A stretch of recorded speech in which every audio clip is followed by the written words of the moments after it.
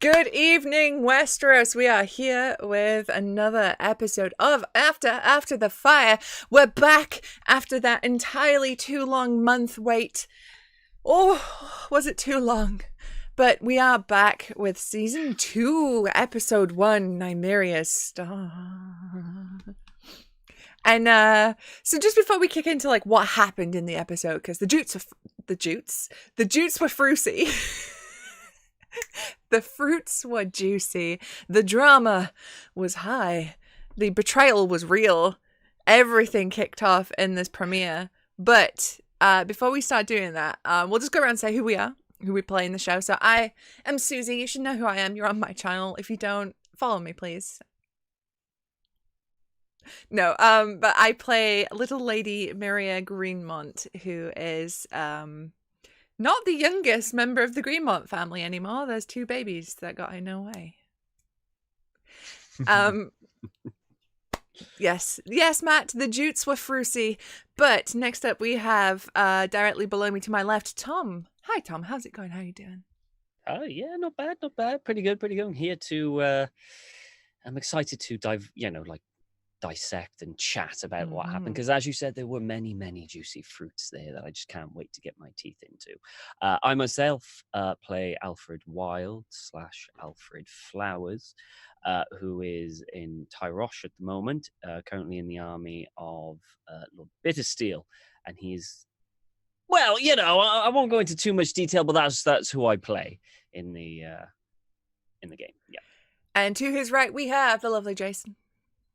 Hi, everybody. Hi, at Just Jason Please on Twitter and a lot of other places. Gonna get a new pin tweet up hopefully sometime. But yeah, in this show, I play everybody's problematic fave, Simon Greenmont, or Simon technically, because still got that mace chain, which is, well, okay. I have several thoughts about this. I've had several thoughts over the past month.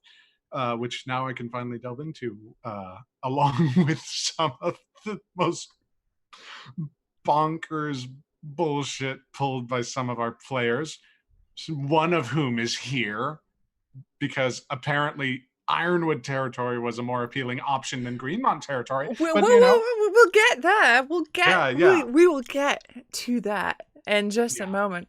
But first up, Sam likes to start his seasons with a completely different viewpoint to any of the cast.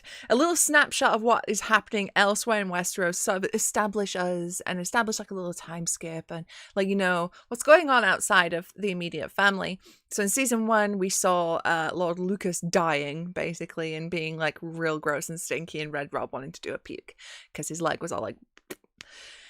This time, we open up in Sunspear, and I've actually got a little clip prepared, so I'm going to just hop over to that, so just enjoy. With a snap of his fingers, the priest was bound and chained, but his words still screamed into the night. The vulture tackles the snake. The mountains run red with the blood of the children of this land, and the vulture hungers. Marry this woman, and the gatehouse crumbles, and the way lies unguarded. Those words gave the groom pause to think, before his new father-in-law broke his train of thought, and the groom covered his wife's new shoulders in a sandy yellow cloak bearing the black Ironwood portcullis, and the bride kissed the groom's stubbled pale cheek, and the signature smile of Sir Horatio Ironwood beamed down at her and his new father-in-law.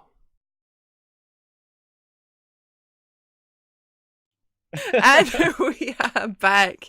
So, we opened with a wedding. Oh boy, did we open with a wedding. It was the wedding of Horatio Ironwood to an unknown Martell as of yet, with, speaking of dark prophecies from the Red Priest that he saw in the flames. I was just saying to these 2 backstage while that clip was playing that I loved the reaction of the cast, right? Because Sam describes the Sunspear cloak being taken off, the Martell cloak, and the Ironwood cloak being placed on her shoulders, and everybody's like, shit, is that Oliver? Meanwhile, I wasn't, because I'm like, I know where Oliver is. This is fine.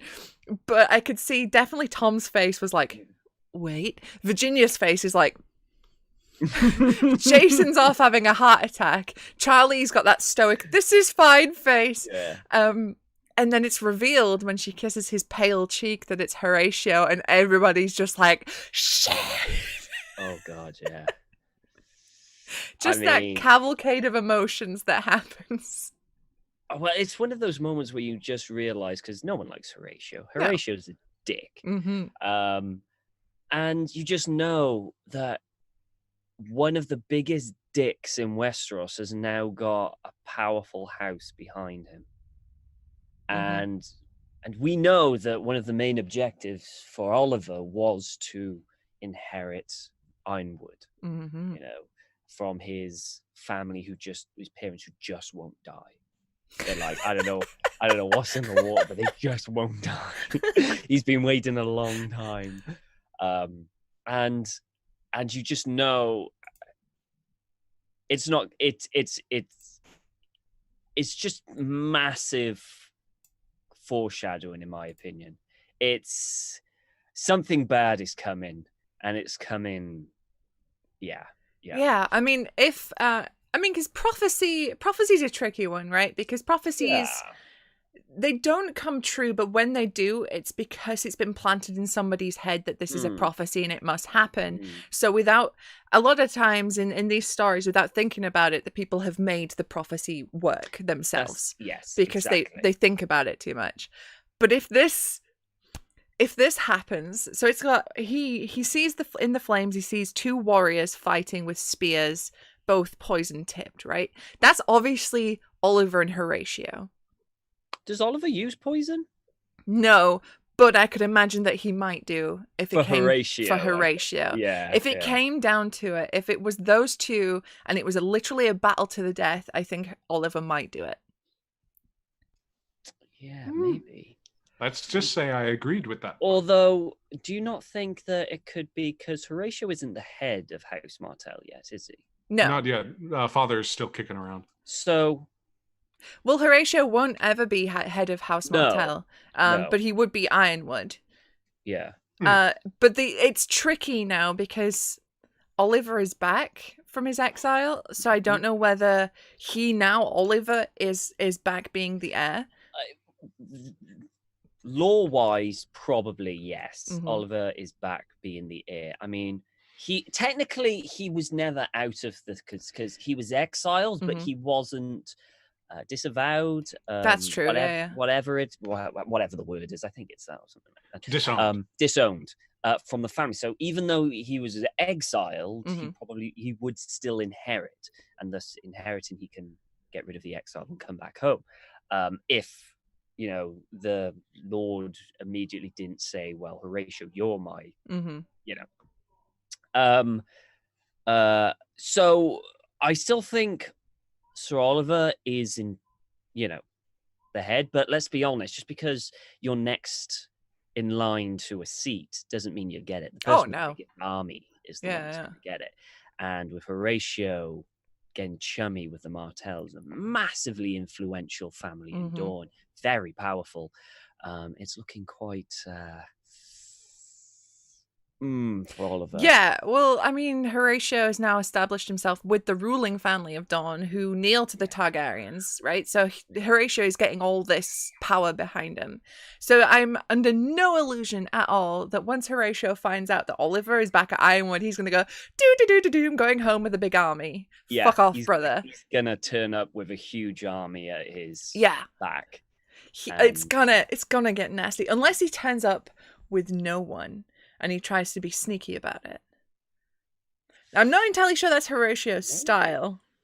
I think that there's an even more catastrophic idea that I've had, which was that this match was somehow orchestrated by the father, and that's an undisclosed conversation that needs to happen, because I think what with Oliver being gone for so long, the dad might have been looking at the Martells in a more sympathetic light, and thought, well, you are the ruling family.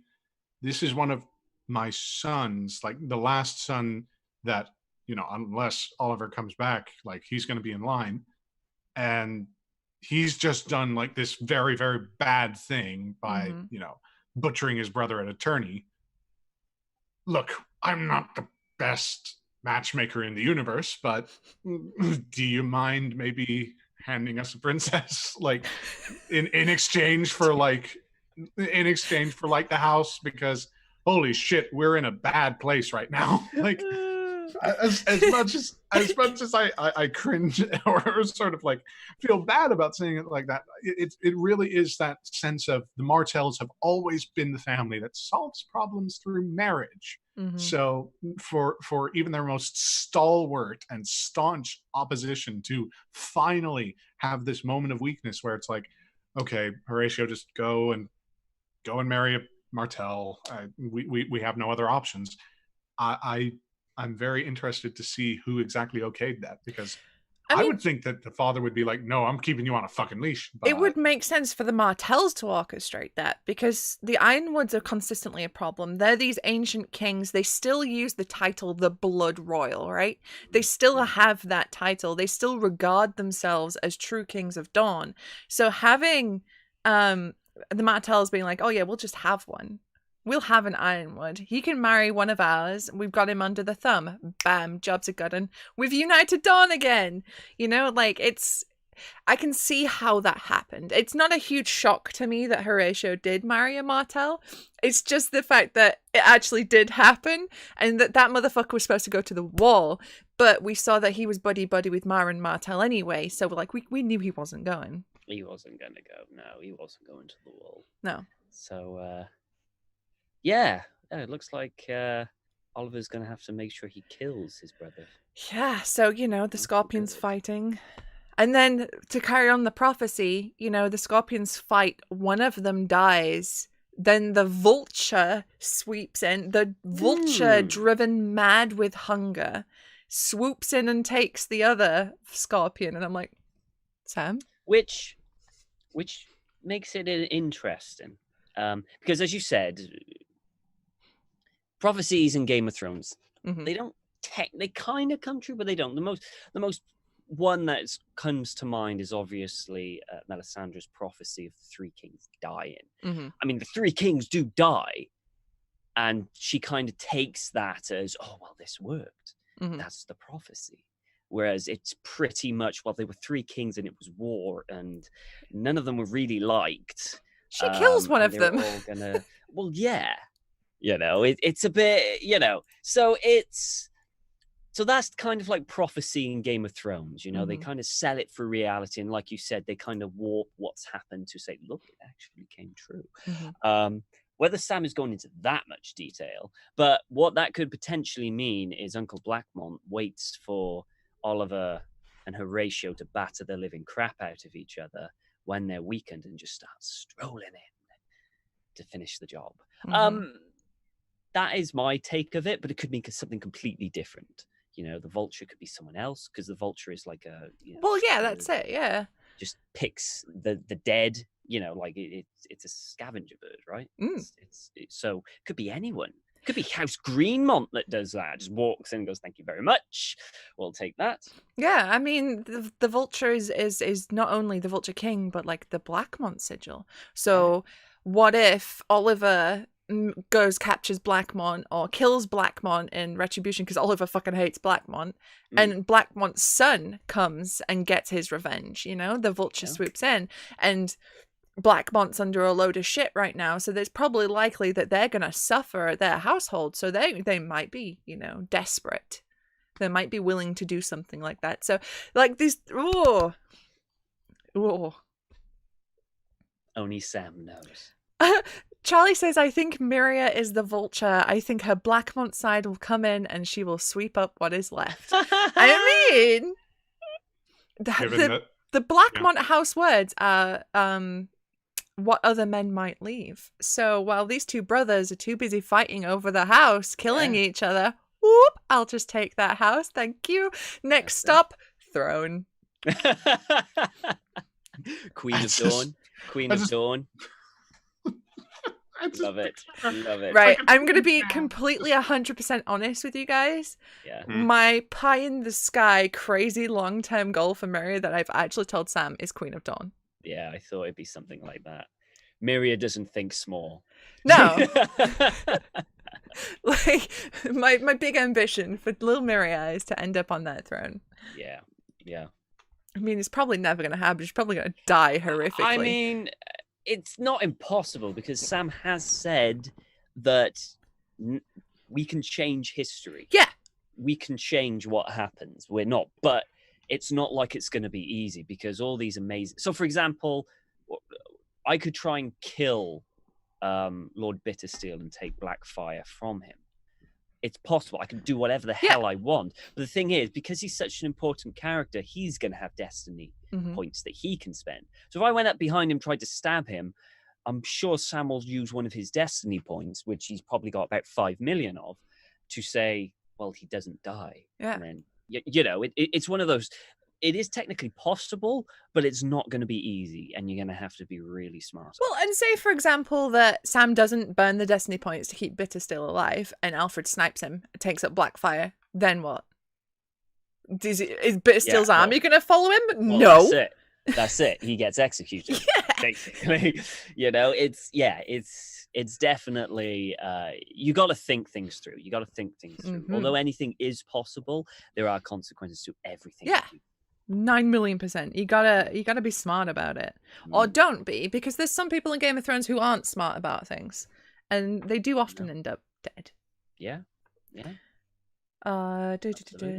So, how bad do we think this marriage is then? For the game in general, for the realm in general, do we think this is gonna affect everybody else, or is this mainly like this is gonna fuck up Oliver big time?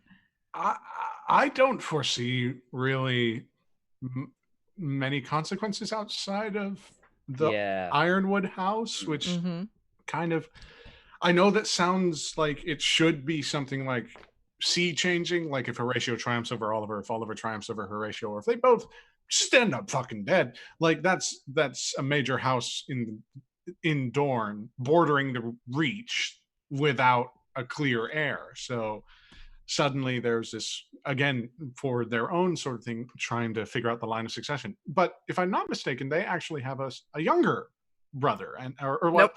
They just have a Daughter. younger sibling. Sister. They got a sister. They had a middle brother, and he was the one that was killed. Christopher was killed in the duel. And there is a younger sister, but she's already married. So she is already married off somewhere else. She would inherit the house, and it would get absorbed into her husband's house. Her husband being a Dane. That's it, yeah. Unless, isn't it only by age? So if the woman is older, then the man's house is absorbed, or? I imagine, though, because she is already married, and she has been for some time, she is a Dane now. Yes, yeah. So it's not like you get married and you still get to keep. Once you're married into a family, your old family is gone. Like they are dead to you. I mean, as a woman in Westeros, at least. Dawn are slightly better when it comes to women, but not that much better. It's still very much a patriarchy. Very much so. My understanding was it was based on not seniority. What's goddamn age? Based on age. Yeah, basically that the older person is the one that is treated as the heir to whatever. But if that is the case, then I mean, Ironwood, all the houses within the Red Marches have been in such a precarious position for so long.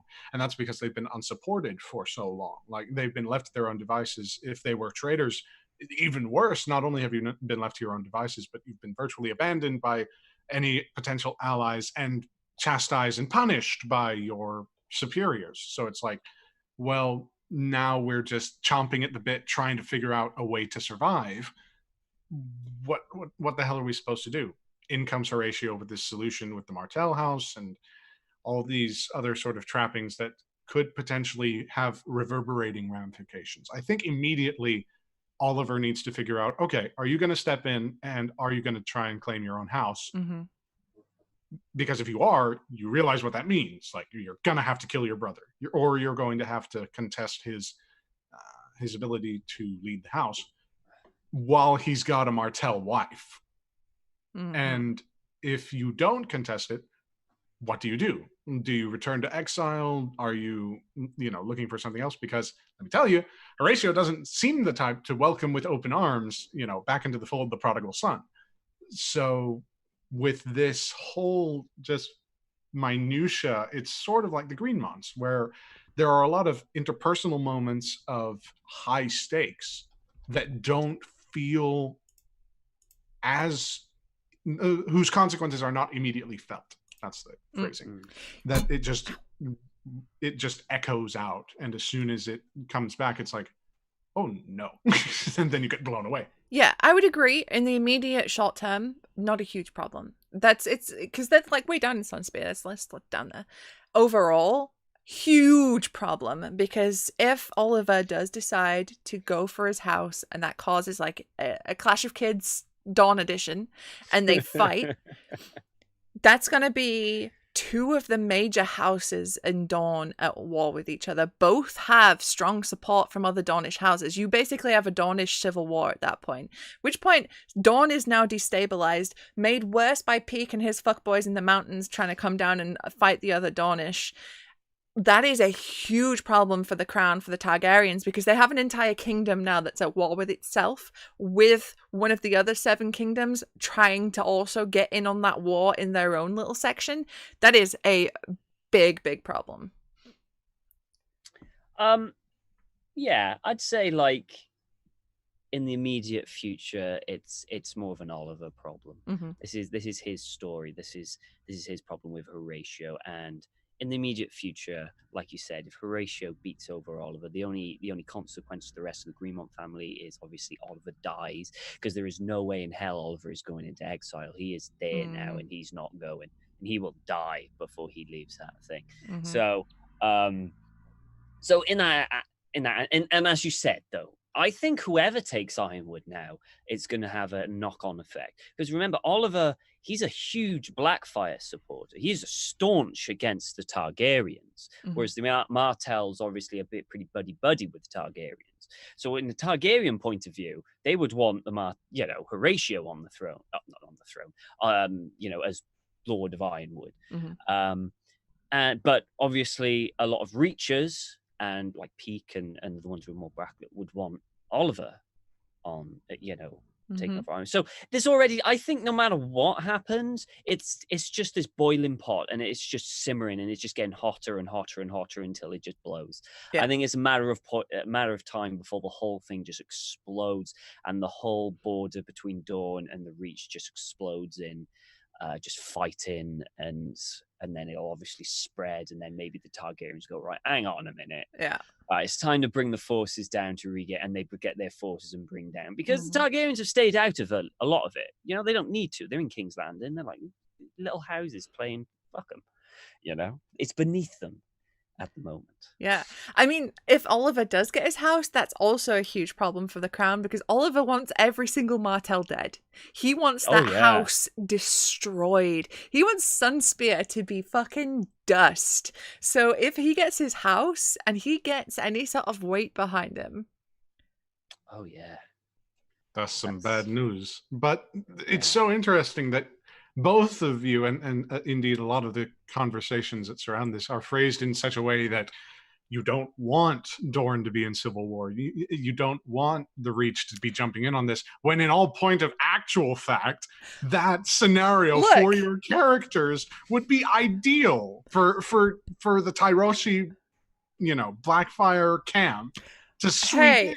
I never said that I didn't want that to happen. I said it would be a big problem for the crown, which would be bad for the crown in general, like the realm in general.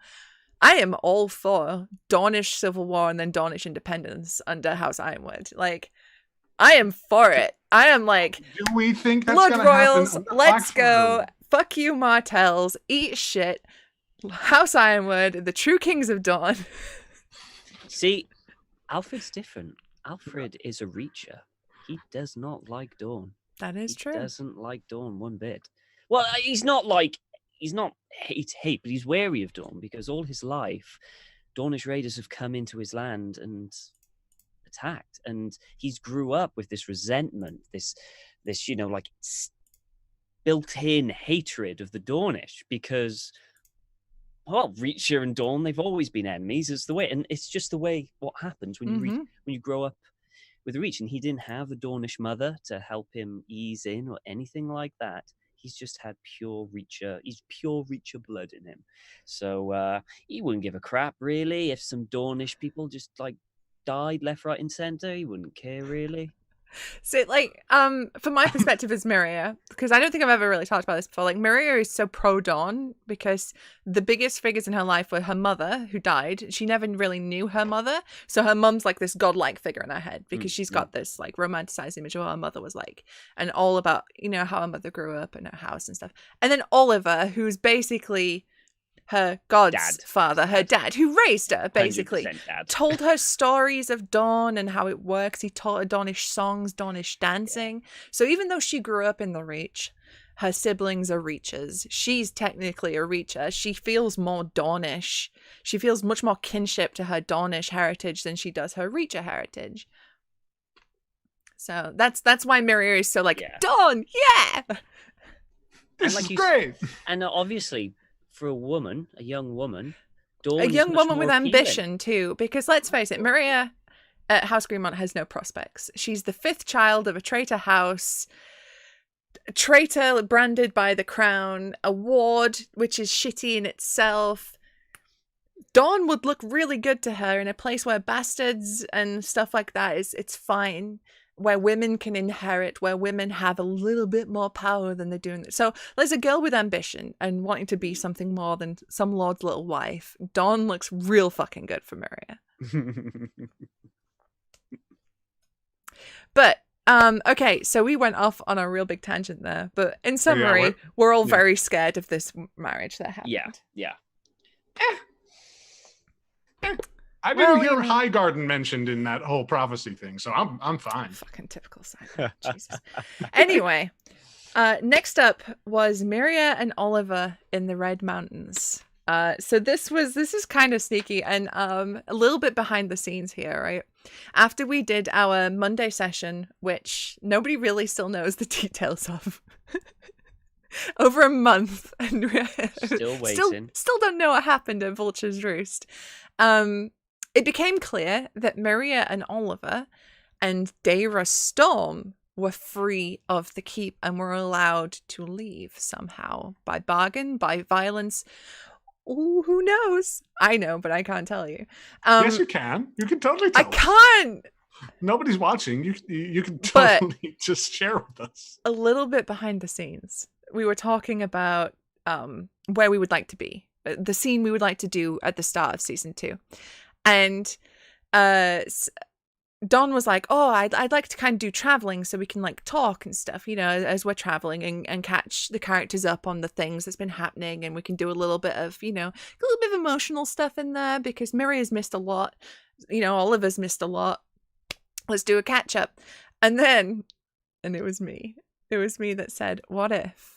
Because we'd planned that they were going to Ironwood this whole time, right? We knew they were never going to go back to Greenmont. I was like, what if we just like reveal right at the end that it's not Greenmont they're traveling back to? What if we make it look like they're going back to Greenmont, but then right at the end it's like, bam, switcheroo. That was me. I did that. Mean. I thought you would do something like that. Mind you, a little in my head thought, they're not going back to Greenmont, not yet. No, no, there's something else.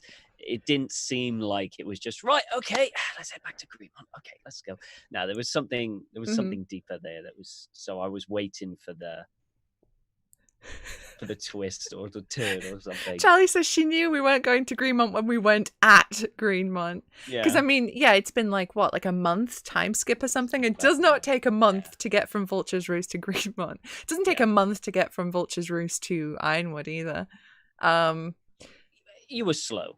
But You're taking it easy. Well, we actually rolled animal handling to see how well we did, and in a shift, because we would do like shifts of riding, right? So you can move as fast as possible. On Myria's shift of riding, I like rolled really fucking bad, like crit fail. So part of it was just that's why we missed the soldiers that were waiting for Oliver, because I'd gone whoop with the crit fail. So Oliver had to like steer us back on the right path. Yeah. But so this scene, opens up with Nymeria and Oliver chatting by a fire in the midst of the Red Mountains. There's some like bobcat cooking over a fire. It's really like horrible. And there's a bright red star in the sky, Nymeria's star. And Nymeria points it out and says, "Oh, yeah, it's really beautiful because it's filled with a sense of strength because it's Nymeria." And, you know, she'd grown up with these stories of this great warrior queen that united Dawn and like, And she's like, yeah. And then Oliver's like, "Do you know much about her? Because she was a fucking bitch." And Miria's like, oh. Yeah, Oliver just shits all over Miriam's I dreams. was so pissed at that. I am indignant. I'm indignant towards that. I resent that whole thing. But I mean, like, it's been a core part of Oliver's character from day one. Like, his horse is named Nymeria, so he can say that he rides Nymeria. Because he fucking hates her. I mean, as one of the original settlers of Dawn, one of the original people of Dawn, I can understand it because from his point of view, she is an invader. Like, historically speaking, that kind of thing is culturally ingrained in people, Jason. You can shake your head all you like, but that stuff, especially in a land like Westeros, that shit is ground into you from childhood. If you are, especially House Ironwood, who were kings and had that taken away from them by Nymeria, that's gonna stick, and that's gonna be one of these "we were kings until that fucking bitch came across the sea with all those people," and you know, that's gonna be a thing. So Miria's like, "Oh shit, I never knew that. I never thought of that." And part of that clicked in her head. What people say about you is not necessarily the truth. The stories that are told about you long after you've gone are not necessarily what everyone might have thought about you. So she's grown up her whole life believing everything she was told from her studies and stuff like that. It's that first moment when as a kid you click to think about your sources and where the sources come from, right? You know, when you're at school and you're like, "Oh, this source says this," especially in ancient history when you've got like this fucking, like, just to go off on a tangent here, the ancient Greek historian Herodotus said everybody hated King Khufu. We don't know that. He didn't fucking know that. He was around 2,000 years after Khufu. You know, he could have just made that shit up. So you got to consider your sources. And that was Miria's first point of, oh, shit. That might... Yeah, that's it. So did that dissuade her from thinking of Nymeria as, you know, that sort of aspirational figure? Or what has changed in sort of the mythology of her thinking? Definitely, it didn't stop her from thinking that she was incredibly powerful or somebody notable. Just maybe not necessarily that she was good. Because, I mean, it gets, you know, I can imagine in history books and stuff that's framed that she is this great and good leader because she united Dawn.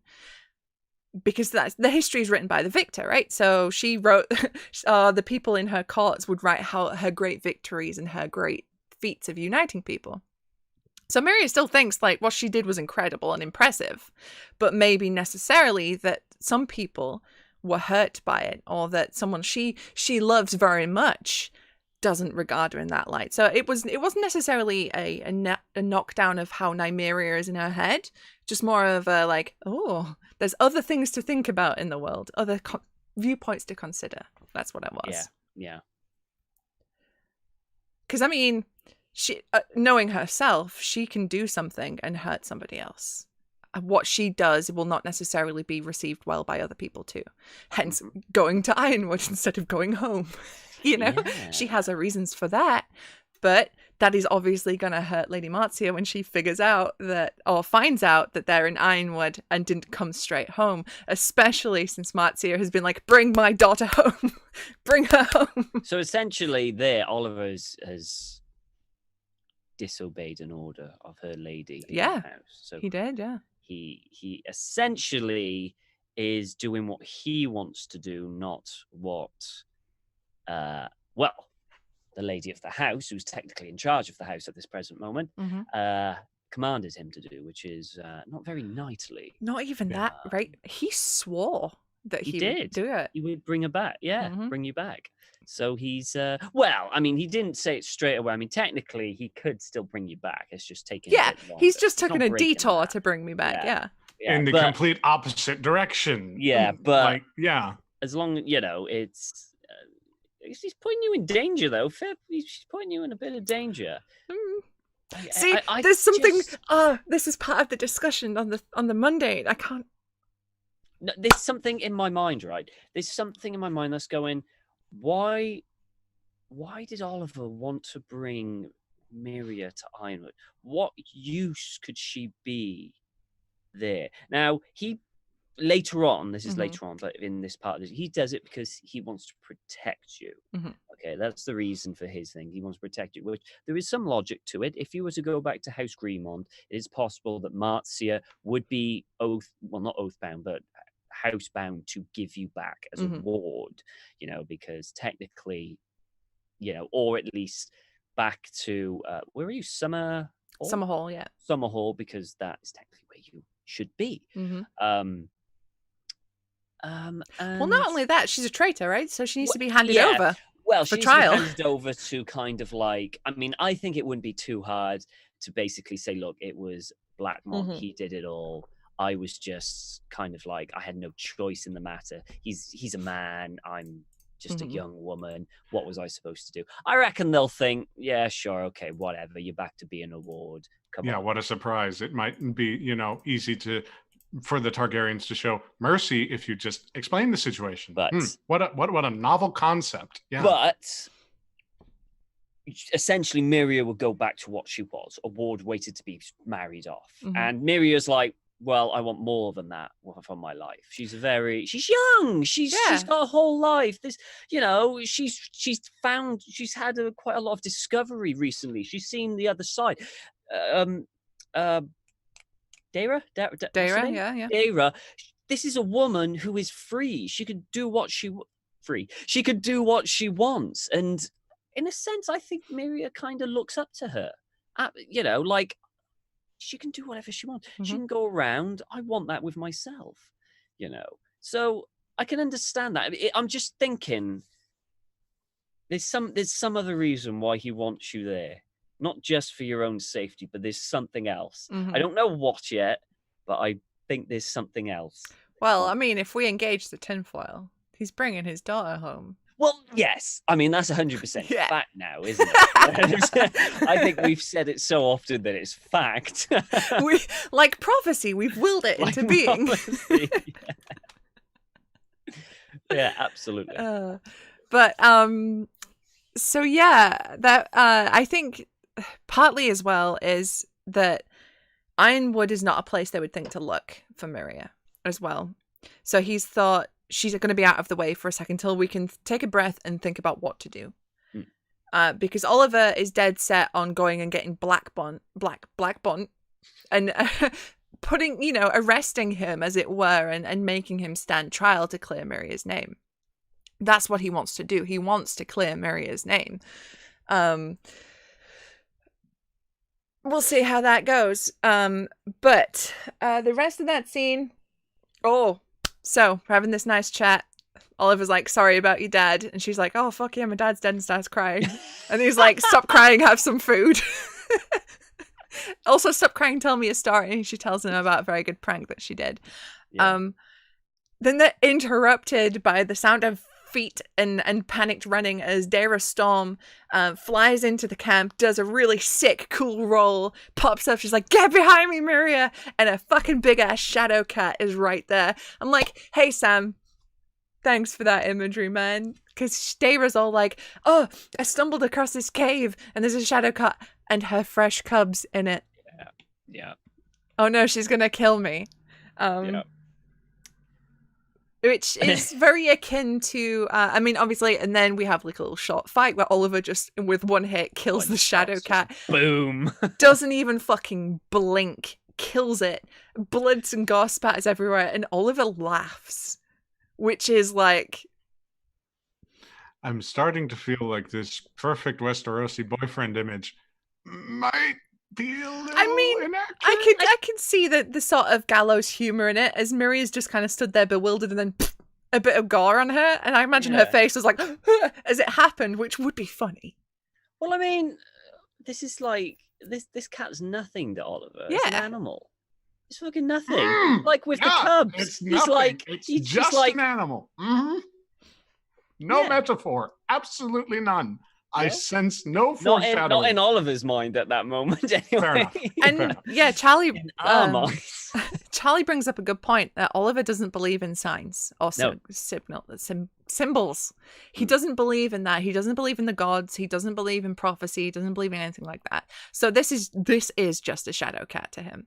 But so for those in the chat that don't know, the Shadowcat is the animal that Marcia can walk into. And Marcia has just had 2 babies. So, the Shadowcat has had cubs, which is very, very reminiscent of right at the beginning of a Game of Thrones where the stag kills the direwolf, right? It's like, bam. So we have an outsider causes an event to rile up the Shadowcat, which is Marcia, who will then rush to attack Nymeria, the young kid, who is then defended by Oliver, who kills Marcia. If we're talking like symbols here, and her young babies are left behind to die, which would be really bad if prophecy, if symbols were a thing, that would be really bad and terrible. It'd be very juicy, but terrible. At a certain point, it's like, yes, I understand that Oliver as a character does not see that the signs are like what they are, but I mean, as soon as a red priest starts spitting some shit about how, we got like scorpions that are going to kill each other and vultures going to come through, like, it's going to be bad for you, Jack. Like, I'm sorry, but I would at least entertain at that point maybe the discussion that we should be worried about what's going on. Like, it's interesting how, for all the honor and sort of trappings of knowledge that Oliver has, he regards it in a sense of sort of just knowledge that, it's just a Shadowcat. Who cares? It's going to attack my the thing is, Oliver doesn't know about the prophecy. He doesn't know about any of that. So it is just a Shadowcat to him. They're in the mountains. Shadowcats are a thing. Yeah. And it's only to us as observers can be like, oh god, this is terrible. Even Nymeria and Daemon in the moment wouldn't be like, oh, it's Lady Marcia come to kill us. You know what I mean? They're just like, it's a Shadowcat. It's got cubs. It's just for us as the viewers, was what Sam was doing. He was giving us some of that good metaphor. Yeah. I don't think that storyline will go anywhere. I think it'll be fine. Yeah, it's just going to end there. It's a nice little bit of symbology that doesn't go anywhere. Although I have been jokingly waging war on Marcia with Charlie ever since, just because I can. It's like I was doing Clash of Kids with you, Jason, at any opportunity, What happened to the cubs? Well, the decision was left to Nymeria about what to do with the cubs. That's pretty messed up. Can I just say that's pretty messed up? Isn't that fucked up? I mean, yeah, I think Oliver should have stepped up there and said along the lines of, oh, yeah, we don't have time. Mm-hmm. Or, like nature will take its course or something like that. This is my decision. We're not going to save them. We can't. Yeah. Not like, what do you want to do, Nymeria? What do you want to do with these defenseless, less than a week old, adorable cubs with a mother we just brutally murdered right in front of Yeah, because Sam made a point of letting us know they were really little. Because he's like, Daemon turns to Nymeria and goes, they were young. And Miriam's like, that makes it worse. Why are you doing this to me? Yeah. I think if we'd have gone to the cave to look at these cubs, Nymeria would have been like, we got to protect them. Yeah, that's the thing. But You'd have to take them all. Because she couldn't, because they didn't go, she didn't have to look at them. Mm-hmm. She didn't have to see them. So it was very difficult for her to say, if they die, they die. And part of her in her head was like, would it be kinder to go kill them now than have them starve to death without their mother? But she couldn't vocalize that thought because that seemed cruel, to go and slaughter these tiny babies. Mm-hmm. it's easier in that face of making the difficult decision to not do anything. And that's where she was at in that moment. Because, like, as much as I said in season 2, I want Nymeria to have these moments of power and strength where she's a much more assertive and decisive. She's not going to just flick a switch like that in season 2. And she's fucking traumatized. Yeah. So, like, and Frax was a good point in there. Nymeria needs to learn how to deal with stuff like this for her to survive in Westeros. But I think her also saying, let nature take its course, we're not going to interfere, that was like a tough decision for Nymeria, because she could have said, fuck everything, we're going to help these cubs, we killed their mother. But she didn't. She thought about herself, and she thought about Oliver and Daemon first, then other people. And I think that is, as Charlie said, that's an important establishing decision for Nymeria, where she had made the choice between someone else and herself, and she chose herself. Well, and not only that, but it was in a passive capacity. It was that trolley problem of I do nothing. I let the trolley take its course, and I just keep myself out of it. Because again, that, as you established, that internal fear of personal reprisal is something that I think Miriam might have to either embrace to get out of certain tough spots, or shed to get into the thick of it. So I think Miriam just did what any teenage girl would do. I don't know what to do, so I'm washing my hands with it. Yeah. That's it. I'm out. This is sick. This is horrible. I'm out.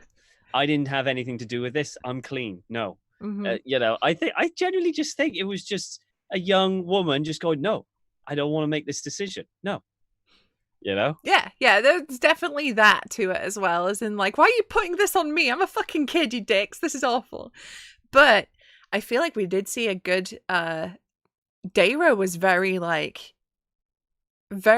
are you okay to Nymeria? Very intense about making sure that she was all right.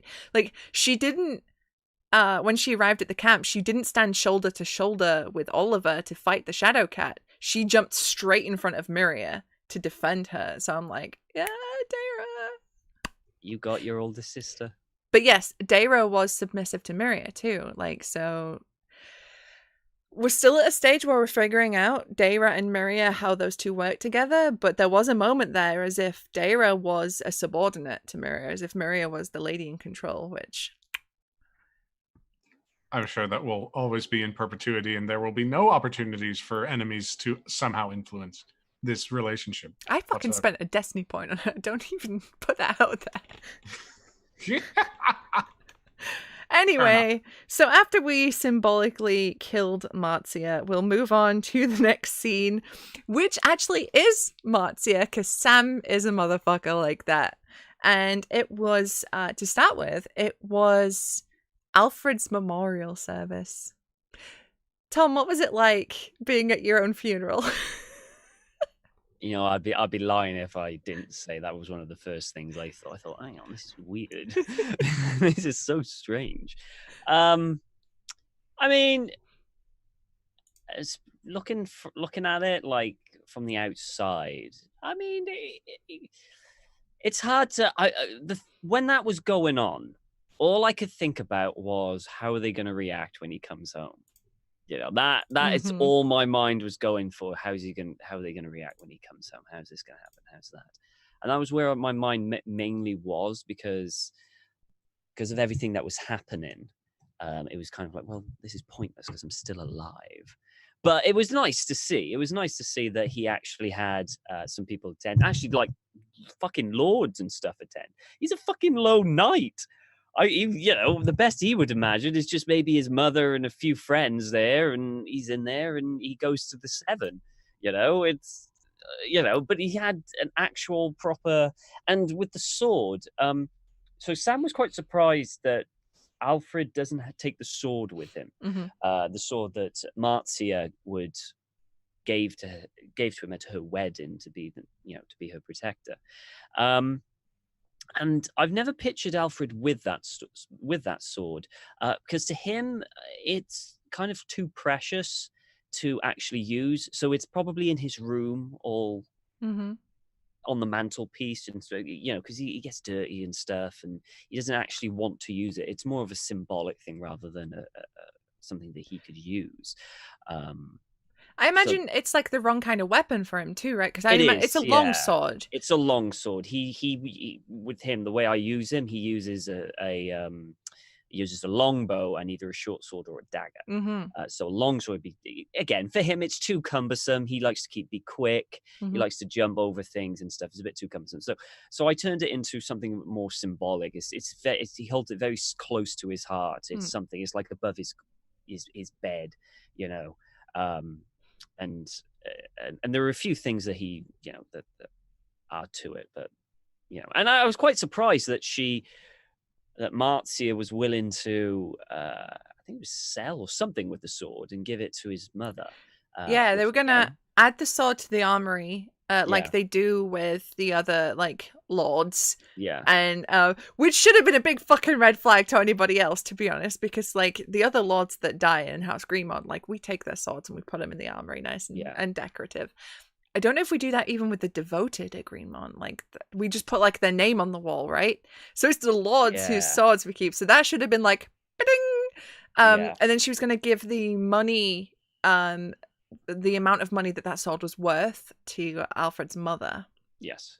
It's like, I'm sorry we got your son killed. Have some money. Who we still haven't met. But she does exist. It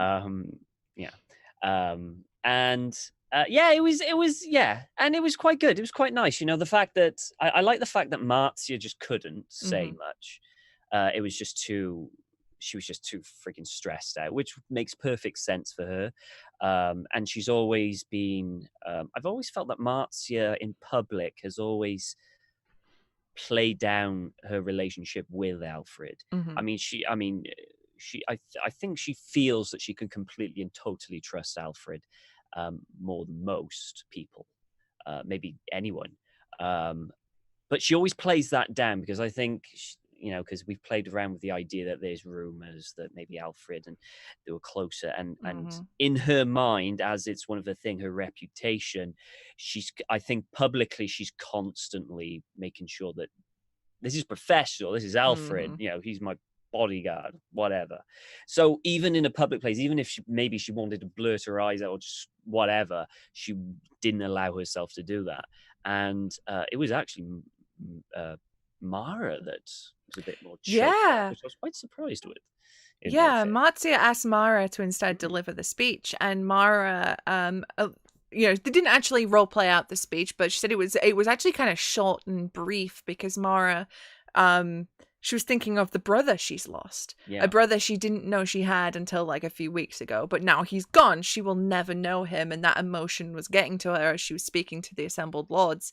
And she actually had to roll a check to see if anybody twigged on it, and she failed the check. So we'll see if anybody later down the line, if anybody does twig that there was a bit more to that sadness than should have been, because at the end of the day, Mara didn't know Alfred.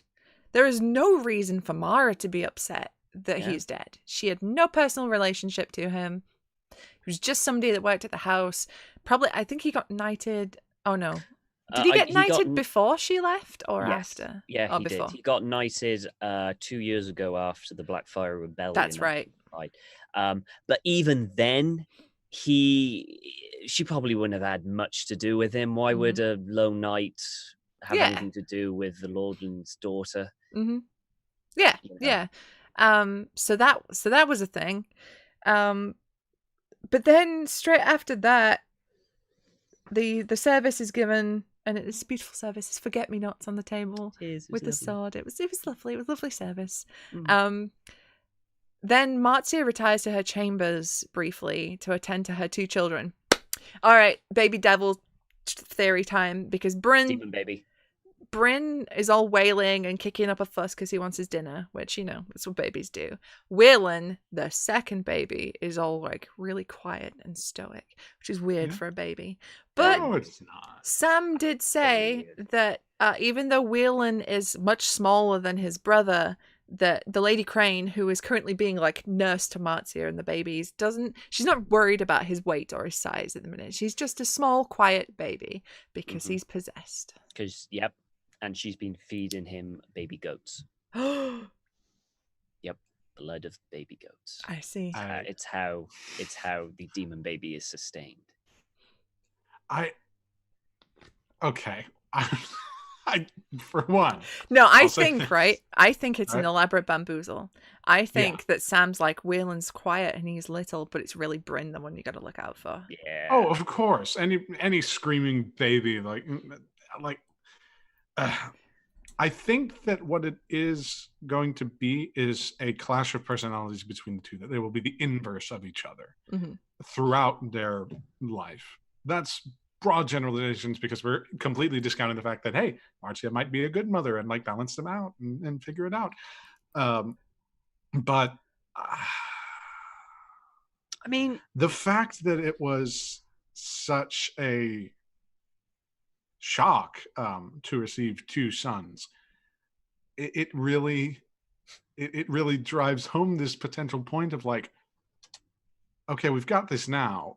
What do we do? Because we've got some problems here, especially if word gets out of how Weirland got there or potentially got there. You got to buy Allegedly got one free deal. Yeah, I like the suggestion that Matt just put in chat. It could be one soul across the two babies. Could be. And they're like, I two think separate there's personalities. definitely, because there's a price to pay, and that child is going to pay the price. I mean, I think Marcia is going to pay the price, but I think the child is as well. There's going to be something off with the demon baby. 100% something off with the demon baby. I got this feeling. See, I think don't know what yet. I think there's going to be actually nothing wrong with him at all. I don't think that he's going to be possessed or if he is a demon baby. I think that he will just grow up a quiet, reserved kind of dude. But I feel like people will treat him like there's something wrong with him, especially if they know about how he was born. So it will be more like a nurture rather than a nature thing. That he will always kind of get that sort of tinge of people being like, there's something not right about that boy. And he's just a normal boy. But people think there's something wrong with him, so they treat him as if there's something wrong with him. I saw him jump in puddles after the rain. Children do that. He's 9. What are you doing? Possessed. It's sort of like that Sienna Anarietta thing from Blood and Wine, where because everybody thinks that you are born under an ill omen or born under some sort of terrible fate, that you must be the one that is terrible, defective. There's something wrong with you. Get out. You get out, demon baby. When in all point of actual fact, no, just regular kids. You really made them that way. Yeah. I wonder, I don't think this would happen, but I think it would be nice. I don't think Marcia would ever do this, but Marcia knows that it's the demon baby. I mean, Charlie hates us calling it demon baby, but we're going to continue. But imagine Marcia actually treating him differently because she knows how. I don't think she would. I don't think she ever would. Marcia's not like that, but I just like the idea, and I can say this now because I don't think this is the way it's going to go, but the idea of that she's standoffish with that kid because she knows how it happened. And because of that standoffishness, that's what makes him different. That's what makes him turn, rather than the fact that some magic made him turn. Yeah, well, it's like... And that's the reason. So it wasn't the blood magic that caused him to be crazy psycho, but actually Marcia's own fear and thing of the child that, you know, when he grows up, become a Ramsay Bolton. But it's not going to happen because Marcia would never do that. That's just kind of wild theory that just came out of nowhere. I fully believe that Marcia will be as good a mother as she can be given her position. If her position is strengthened, she'll be a stronger caretaker and she'll be able to focus more on the rearing of the children. If she so desires, she could, be like Nymeria and exhibit that ambition that Greenmont women have. She's not. I think that. Sorry, Jason. Go ahead. Sorry. Or the inverse could happen if she is somehow, disadvantaged from her position for whatever reason. If something goes poorly, maybe these things suffer. It really is a question of, well, you've got them now. You got what you wanted. How do you go about dealing with it? my God, I just had a thought. What? At which Charlie put, she said that Marcia's bonded to her children in a way deeper than is normal, right? What if her health is linked to the two children? So she's just given birth and she's still recovering. That's why one of the children are not eating and are a bit weaker than the other, because her health is tied to the two children. Oh, oh my God, they're like Benjamin Button. Yeah. She... No. Write it down, Sam. Write it down. I think that there is nothing at all that she would not do for those children. I don't think there's any possibility where she turns on her babies. If she loses her status at the house, if everything goes wrong, if Fox Hollow literally burns down around her, she's getting out of there with those babies. There is nothing on this planet that would stop her from doing them. I'm like, at what lengths will she go to for those children then? You know, if she can sense that their birthright, their lives are in danger, what will she do for that? Who is she willing to kill? That's a very interesting point, because at this current point, Marcia's primary goal, well, she's had a reputation, and that's more of a fear, but her primary goal is to solidify herself as a Greenmont. That is what she wants, and she's got that, but she's got to hold it.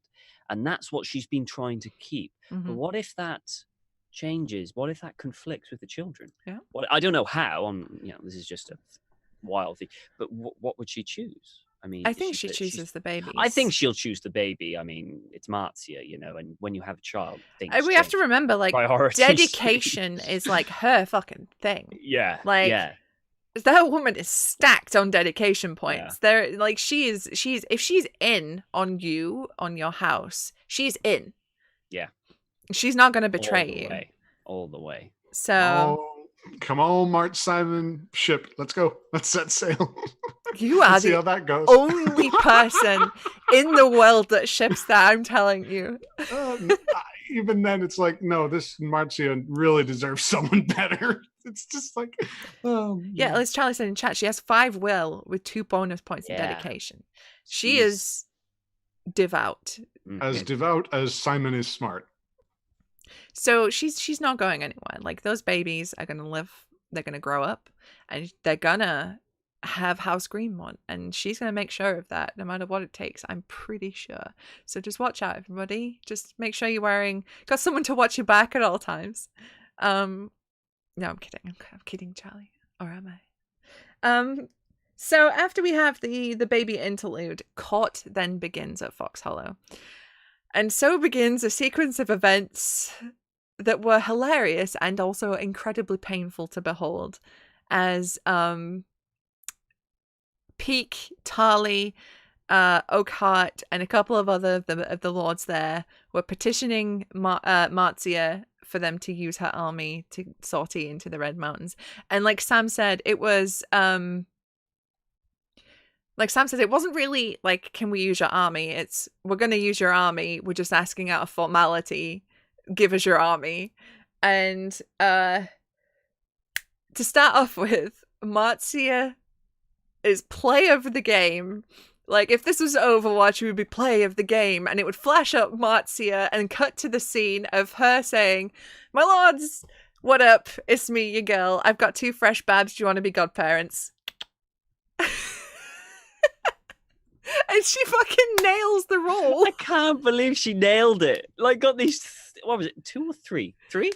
2? 3? 3. 2. It was 3. against, no, it was against Tarly and Peak specifically, wasn't it? Yes, because she had to spend a destiny point because Sam would only let her target 1 to begin with. That was and it. She said she was going to do it for Oakhart, but Oakhart is already in the bag because he's married to Mara. That's it. That's the 3rd Oakhart.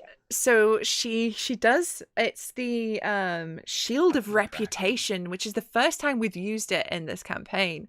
And she's like, be my god's parents for my children.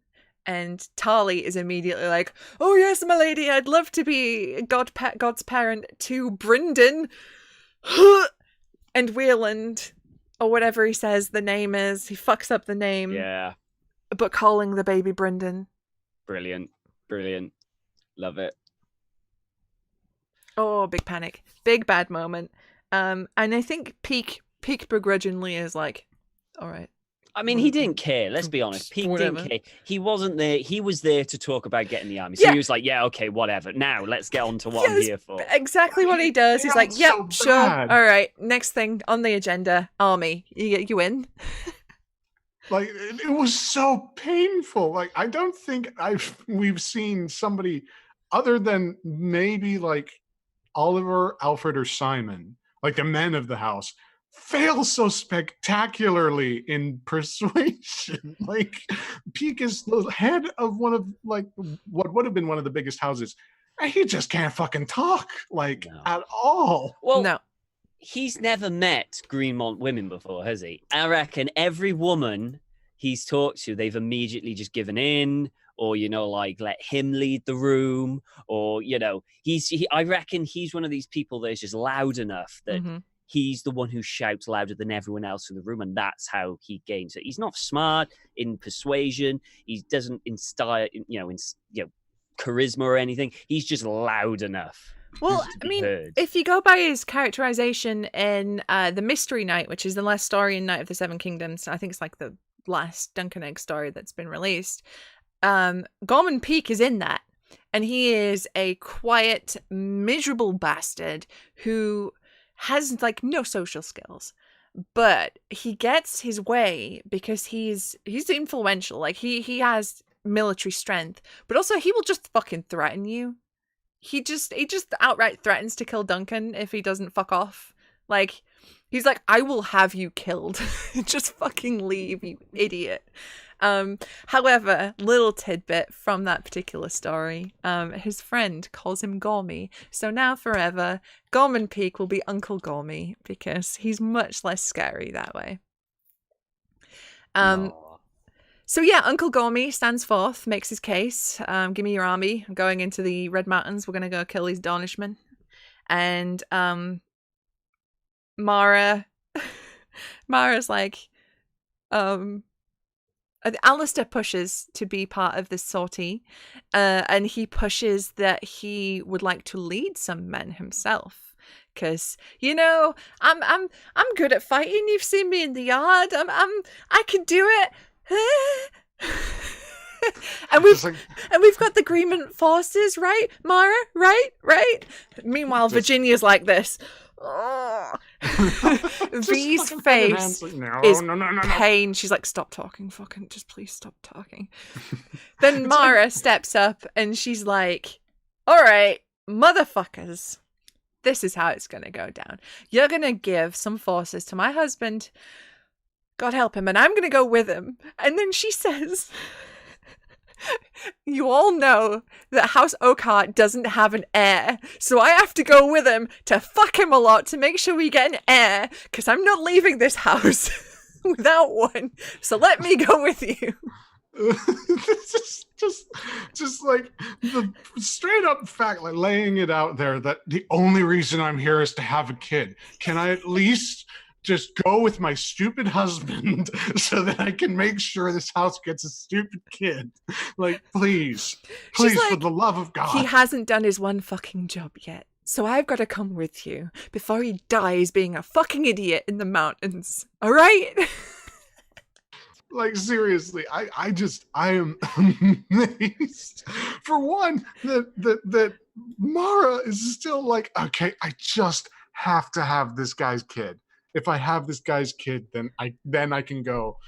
I don't even know if she'd want to go, even if she was pregnant. Like, there is such a level of like fear that I have whenever Alfred's name is mentioned, or not Alfred, excuse me, Alistair's name is mentioned, because it's like, you just want to die. Oh, I see. You just want to lead people to their death. Like, you don't understand that war is bad, even though your wife literally lost three of the most important people of her life to war. It's the social conditioning. He's grown up with Stars of the Knights. He's from the Reach. It's all about battle, honor, winning your glory in fight. So it's programming. No matter it's like real life stuff. You can show people all the horrors of war as you will. Some people still want to be soldiers. They don't until they experience it themselves. They will never truly understand it. And Yeah. like, I totally get where Mara's coming from. Like, I completely understand it. As a woman in Westeros who's married, your job is to fucking produce that heir. Otherwise, you are useless. And she has come from a house that's suddenly incredibly unstable. So she's trying her best to get some stability. And stability for a wife in Westeros is the family. You got to get that on lock. And unfortunately for Mara, her husband has these illusions of being this great knight, of this great warrior. So she's like, okay, he's gonna keep wanting to do this no matter what I do. I have to make sure I can do my end of the deal. And she, as Charlie said in chat, she's seen what Marcia had to go through to, you know, solidify House Greenmont with the children. So she's wanting to get herself in there and get herself in that good position. So I totally get where Mara's coming from. I truly understand it. Yeah. And Like, she it's- loves Alistair. It's the thing. She loves him. Yeah. I fully understand that, you know, Alistair is somebody of importance, of great importance to Mara. And in all honesty, I think to the wider House Greenmont, but and it is, as you said, there is that, even though you can show the horrors of war to everybody, there are still military families, like people who have a long line of people who serve, because that's just what they are expected to do. I wonder if Alistair truly will have that sort of same zeal once he even gets a taste of war. Like, even in the victory of it, there's still a lot of management that goes behind it. And the problem being, Alistair, I'll say this, I don't know how much of a right brain is numbers and whatnot, right? I think so. Whichever that one is. I don't think he's got that on lock. And once the numbers and the logistics sort of get into it, and he, like, his eyes crust over, it's like, okay, well, let's just attack. Something goes wrong, and it suddenly, I don't know, falls to shit. Like, Yeah, I if mean, it does. that was the point that was raised against him. He has not been tested yet. He's not led yet, which is why part of the bargain was Mara and Marcia were like, we will give you these forces if someone mentors him and if he is given the opportunity to learn, and because he is still young, so if he is mentored, if he is given these opportunities to learn, then maybe he would be a good commander. You don't know. Yeah, you've gotten him an internship, like in warfare, which we'll see how that goes. Sorry, that's what's so interesting about him. He's an unknown. Yes. We don't know how good he is. We don't know if he might break under command. He might find that war is just too horrific he just doesn't have the stomach for it. He might buckle under pressure. That's what's so fascinating about Alistair. He is literally an unknown, and we can't wait to get to know him. Yeah, and I mean, I guess it's easy to see to dunk on him because he's young and idealistic. He has these ideals, but you don't know if he's got the stuff to back it up. So I think it'd be fun just to see what happens to Alistair, where he goes from there. Whether or not he does step up to the plate when the time comes. But also part of that, the whole bargaining from Mara and Marcia, both of them stressed that they would get these forces on the condition that they bring Nymeria home. Which, just a little bit of guilt. Just a little bit of guilt. Sorry. But it does, show that the rest of the family are still thinking about her. And as Charlie mentioned earlier, Marcia thinks of Nymeria as her daughter. So that dedication extends to her too.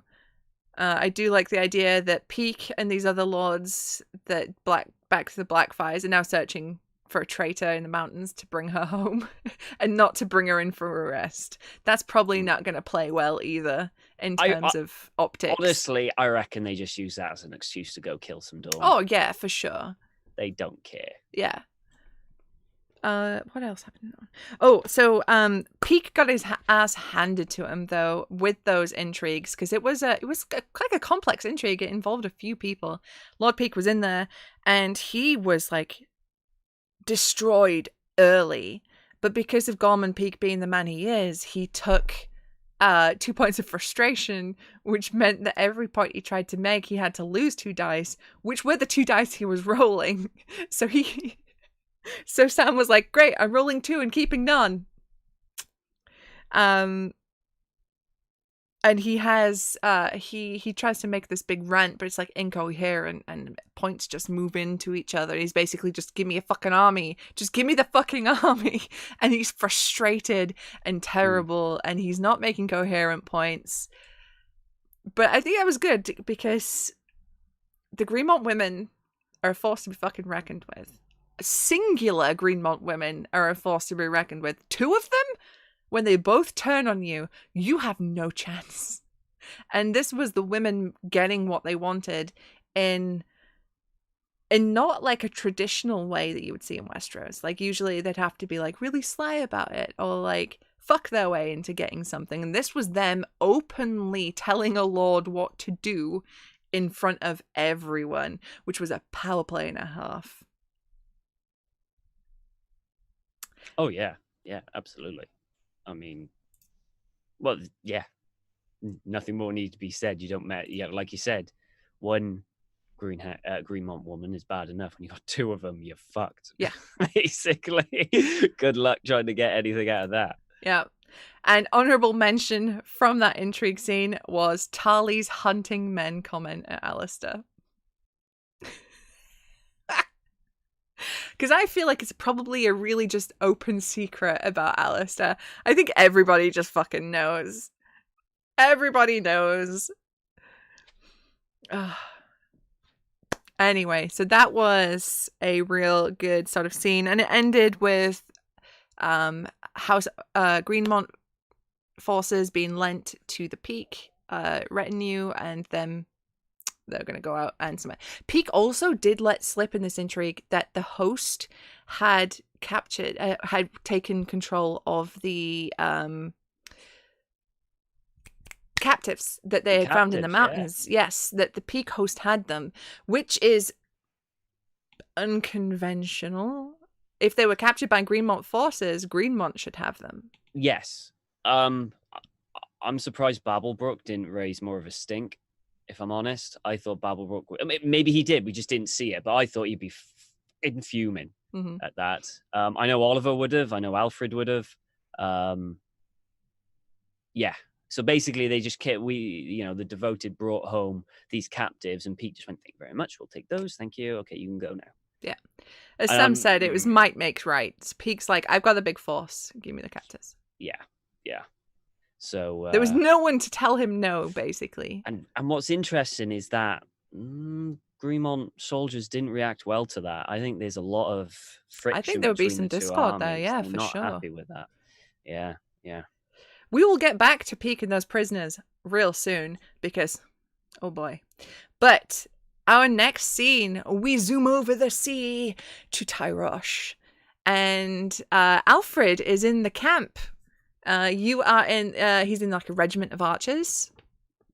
And you see Bittersteel, right? Getting out of his tent and doing a little inspection of the camp.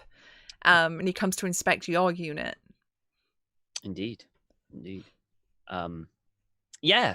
So I was quite surprised, because I knew I was gonna basically I've been press ganged into an army that he didn't really want to be in the first place. And I think for Alfred, he's probably quite shocked how well trained all these people are. Now, I didn't know they were going to be. Now, when I asked Sam what was this army going to be like, I was thinking, they just grabbed people and put things in their hands and they just went like that. I didn't know these were going to be elite fucking soldiers, like top. I was like, fucking hell. So that was a nice surprise. And what's going through, so obviously there's he's going through the parade, And Alfred's been a soldier before. He's fought in the Blackfyre Rebellion before, so he knows what to do as a soldier. He just went back to what he did then. He kept his mouth shut, followed orders, and trained. So that's what all he's been doing. But a bit of slightly more, because his main objective is obviously to get home. That's what he wants to do. He has to get back to Greenmont, because he's sworn to the house, and he takes his, honors quite seriously. And it was just a nice scene where Bittersteel comes up, and Alfred's been shown as one of the elite, the best archer they've got. And he went up to him, and Alfred I was thinking, do I talk to him? Do I reply to him? And I thought, no, because I think you keep your mouth shut and you do what you're doing, and Bittersteel will like that way more than you opening your mouth. He's a no nonsense kind of guy. So Alfred's getting the lay of the land plus the lay of Bittersteel. He needs to know. And what's interesting with this is that Alfred is he really respects Bittersteel. This is a man who can get the loyalty of all these people just by being him, just in his sheer presence. That is a 1 in a million person right there. Yeah. That is a legend before him, and he's so close. And I'm not going to lie, Alfred in the back of his mind is thinking, I could be part of something legendary here. Let's see how this goes. I'm just saying, Alfred would look real good in gold. I was just thinking that gold is definitely his color. But that's not to say he's not thinking of escape. So the scene was really nice. I like the scene where Bittersteel did the inspection, and he just kept his mouth shut. And then we went on from there. So after making a real good impression with Bittersteel, because I think that went really well. I think Bittersteel was like, I like this kid. Yeah, he can shoot well. He can keep his mouth shut. He can follow orders. Because you also said that Alfred was a bit of a company man too, so he was helping other people. Yeah. So he has proved himself to be a good acquisition for his force here. So I think Bittersteel would be like, nice. And actually, we know this because someone comes up to Bittersteel and is like, yo, somebody's here that wants to talk to you. It's with the Archon who's the leader of Tyrosh. You've been summoned, basically. And Bittersteel's like, oh, fuck's sake, hold on. you, and you with me. Let's go. And so Bittersteel, with Blackfyre on his belt, gleaming beautifully in the sun, that red jewel winking at you, Tom, as he turns and marches off to where the Archon lives in Tyrosh. And you sort of go up and do some Assassin's Creeding up on a roof, right? Yeah. Well, it's not quite. So Alfred just basically goes up some stairs and overlooks sort of balcony. That's it. Yeah. Hall. He doesn't have to quite climb on the roof yet, but he essentially was a sniper. Yeah, he did a bit of sniper elite, got up and got himself a good vantage point. And you can't quite make out what's happening, right? You don't really hear what they're talking about, but you see a knight with the sigil of House Aaron on his tabard, talking to Bittersteel, and Bittersteel is like noticeably pissed. Really angry, and swords are drawn, at which point bow goes up, and you don't shoot until Bittersteel strikes, right? That's right. Yeah. So Alfred, in my mind, Alfred was determined not to start anything. Bittersteel, he wanted Bittersteel to be the one to start things. That way, if he loosed an arrow, it couldn't get back to him. Bittersteel couldn't bite his head off or anything. Again, it's just thinking like a soldier. You wait for the command to shoot. And in his mind, when he just that's the command to shoot. And again, Alfred, he he was thinking, well, it's not his right to take these people's lives. So he was going for disabling shots. He was making sure that they were out of the fight. And if Bittersteel wanted to kill them later, he could, you know? So he was going for knees. He was going to disarm. That's basically what he was going for, in which he did in quite successfully. Yeah, it was pretty good shooting, I would say. Fine shot, sir. Yeah, thank you. But the thing that caused Bittersteel to be so angry was that they came with an offer for Prince Daemon. It is Daemon, right? Yes. The second. Yeah.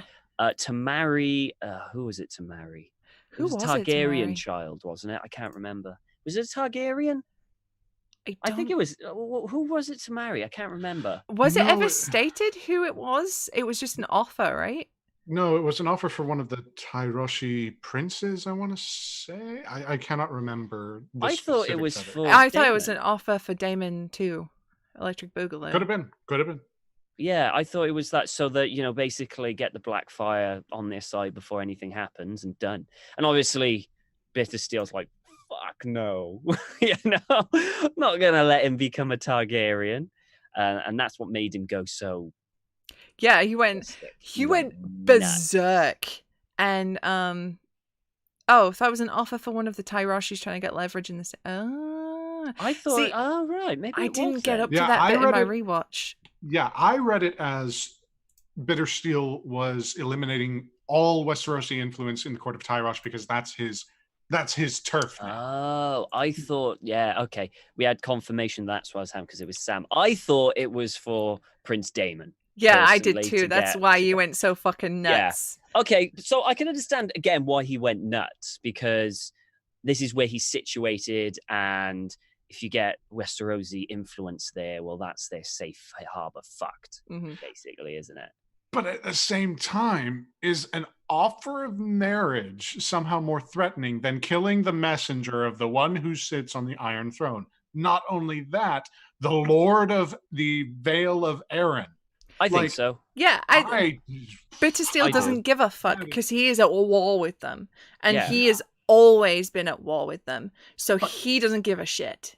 But that's the problem. I think the Conclave and the Archon, that they will view this as saying, okay, we've kept you here for a while. We understand, you know, how you operate, how you work. You pull this shit again, you're out. Oh yeah, 100%. Try that against Bittersteel with an army outside. Yeah, no. They will be thinking that. I don't think they'll do it against. They'll 100% think that, because I mean, it is a problem to have this fucking dude in your city who is a loose cannon. Whether or not they enact it, like, face to face, and don't try some sneaky shit. I would put Bittersteel on like a permanent watch after this point, because they'd probably hire like a fucking faceless man or some shit to try and take him out. You gotta watch his back. You gotta make sure he's okay, because they're gonna ice him. And Charlie did point out his wife is a Tyroshi prince, so it could be that thing of where Daemon's wife literally was a Tyroshi prince. Daemon's wife, is it? Yes. Oh, this is so confusing. It's so confusing. Okay, so, but it is in their interest, yes, to keep Daemon alive then. Sure, fair enough. But Bittersteel is a disgraced mercenary captive, and the only reason, or mercenary... He's a bastard. I love him, but disgraced... I'm getting so many fucking things. So here's the thing, right? He's an asshole, is what I'm getting at. He is disgraced to some people. Yeah. Yeah. And then he's disgraced to the Targaryens. Like the main Targaryen family are like, this is a shady bitch, we don't like him. A lot of people are like, he's a hero. And even to some people in the Targaryen side, he's still a hero. Much like Fireball is still a hero, because he's like a well-known warrior of repute. And he has a set of morals, and he has his honor that he abides by to do what he wants, to get what he wants. And that is still like a thing to be admired by some people. Even if he is the enemy, then he is still a higher figure than your average lord. Oh yeah, I mean he's almost at the point of a thing of legend. Yes, he's a living legend. Yeah. Yeah. and he's only what 28, something like that. Yeah, well, I mean, that's part of why Daemon was such a tour de force. He had these legends with him. He had Fireball, he had Bittersteel, you know. He himself was he was Aegon the Conqueror born again. You know, he is like, that's why Blackfyre took so many people as it did, because he was like legends. But yes, so after the big murder at the Archons thing, it was revealed that whoops, that was the Lord of the Vale that who's just murdered. And I can see that there's gonna be some definite knock-on effects across the realm for these murders that keep happening, because Lord Will is dead. The Lord Will is dead. Lord Aaron is dead. There's gonna be some families with upcoming sons. They're gonna be like, you motherfuckers killed my dad. War. You know? Oh, yeah. It's going to be interesting. We're definitely heading into a period of time where it's just going to be like constant fighting, because people's dads are being killed. People's brothers are being killed. Things are being done. Terrible things are being done in the name of these causes. And I feel like even if these families aren't directly involved, they will soon be, because you killed my dad, you killed my brother, you fucking stole my sister, you know, that kind of shit. It's gonna be a big, we're heading rapidly to Blackfyre 2, like real quick. A proper Blackfyre 2, not a friggin' pansy tournament kind of thing that is just, you know. Not shit Blackfyre 2. Yeah. Or it could be that all of these events take place before, and then it really could be that domino, like, trickling effect where there was this great potential, but it was just the wrong time. There were too many moving parts. There were too many disparate forces, and it just petered out. And then we get Blackfyre 2, the actual Blackfyre 2, which was just some guy, an attorney, that died real quick. I hope it doesn't go to that. I hope it doesn't go to that, you know. I forgot before this scene, it was Simon. Yes. In I was Highgarden. That. I'm so sorry, Jason. We'll go back to it. We'll go back to it. I was about to say, I was like, I scrolled too far in my notes. So, this bit. I was all about this bit. So, Simon is asleep outside in the Godswood, like a hobo, sleeping beneath these trees. Yeah, he's gone a little paranoid because of the Merryweather thing. So now he only tries to sleep in public places, so that if he's dead, his body will at least be discovered. Do you know how bad that looks, though? That's no, it looks terrible. Optics-wise, that's terrible. Yeah, optics-wise, sure. But he doesn't really care about how he looks. He only cares about how the situation looks. Anyway. And I mean, you know, sweeping up for a church, helping out some servants for some bread, like that's charitable work. Charitable enough.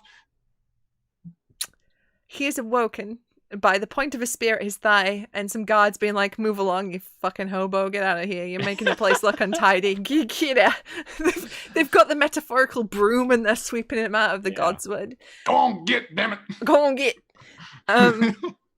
And shortly after, my wife appears with the biggest dick energy move of the fucking century to hand deliver him a letter.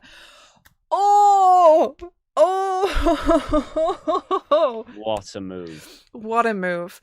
That, sorry, I'm fangirling. I just... Getting the vapors. Like, my love for Nymeria red wine cannot be contained. She just fucking walks straight up to him. She's like, here, bitch, delivery. Hands him this letter. And he sees that it's from home. Checks the seal. Can't quite figure out whether or not it's been tampered with. And Desmira's like, gives him the, did I read it? Did I? You'll never know. Yeah. It's a safe assumption. Like, at that point, it's like, you're guilty until proven innocent. Like, no, you read this. You know what it says. Whatever. Fuck off. And she's like, she gives him the bye, bitch, as she turns and walks away. And Simon reads the letter. And it is a letter telling him in the Greenmont cipher about what went down the night of the birth of his baby brothers. So who wrote this letter? I think it's Lana. It's 100% think it's Lana 100%. that wrote it. Next question. It's totally 100% Lana. The only other person that it could be potentially is Babblebrook, and that's assuming that he would even really give a shit. Man's old and he's gonna die soon, so it could be one of those things. But I think that Lana is truly disturbed. By what's I don't transpired. I don't think Babblebrook knows the cipher.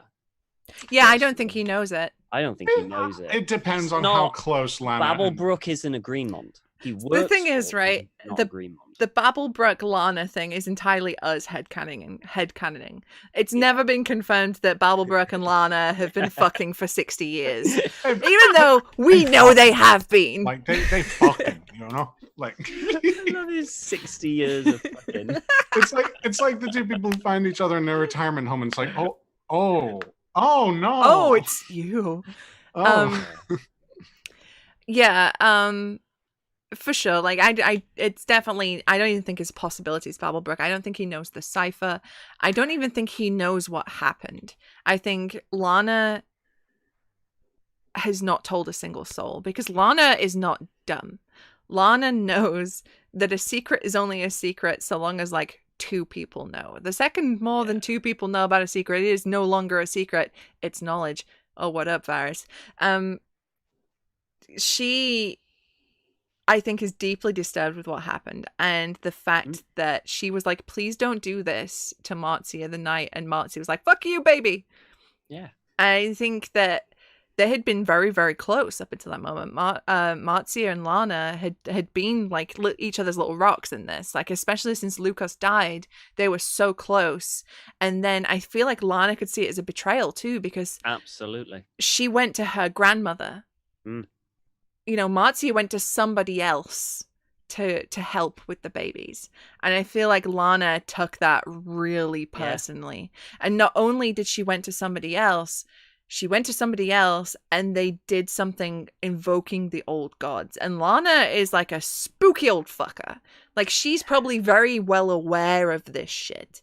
And she's very well aware of the old gods and all of that old stuff. And I feel like she's maybe a bit more cautious about that kind of stuff. And that Marcia just went out there and did it. Yeah. That would be like, And she didn't even ask Lana what she thought either. And I feel I think she was hurt by it. I generally think Lana was hurt by it and disgusted and shocked. Because think about it. Although Marcia, she has proved herself to be a Greenmont more than anyone, she's technically still an outsider. She's not Greenmont like Lana is. And she can think of this as like going, you're bringing this blood magic into my house. You're bringing this curse onto my house. What are you doing? Yeah. And it's... And don't get me wrong, again... Before Charlie kills us, we totally get why you did it, and we're totally glad that you did do it. I would have done it. I'd have done it 100%. But from Lana's point of view, it's horrific.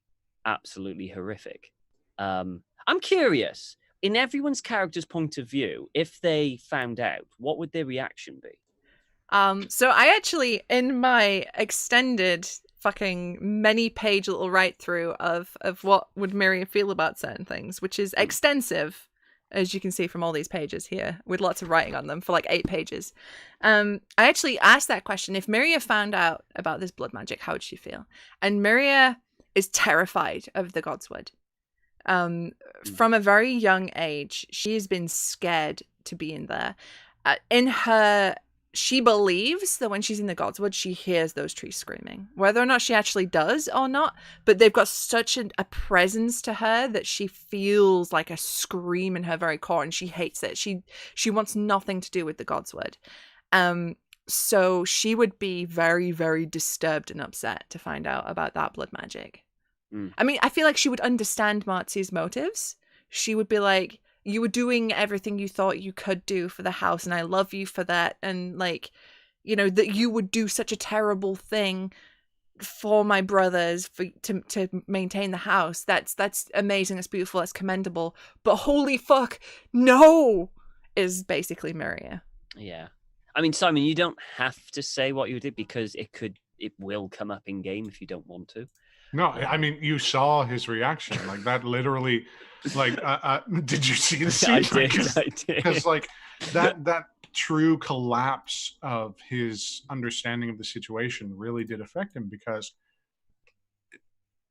and I think I might have mentioned it a few times before, for whatever reason, Marcia has stuck around, and Simon is at once intrigued by this and yet unsure of how to process that. You know, the optics of it obviously are something that he considers to be paramount over all of the sort of factors that he has to consider, because Greenmont is not a worthwhile name at this point. At this point in time, you know, we have traders who have suffered terrible fates. We have, you know, an well, both inheritors, the women, being married off or missing in action, and then you now have this person who came in, devoted themselves to the family, and was seemingly, at least, going to put it on a trajectory where it was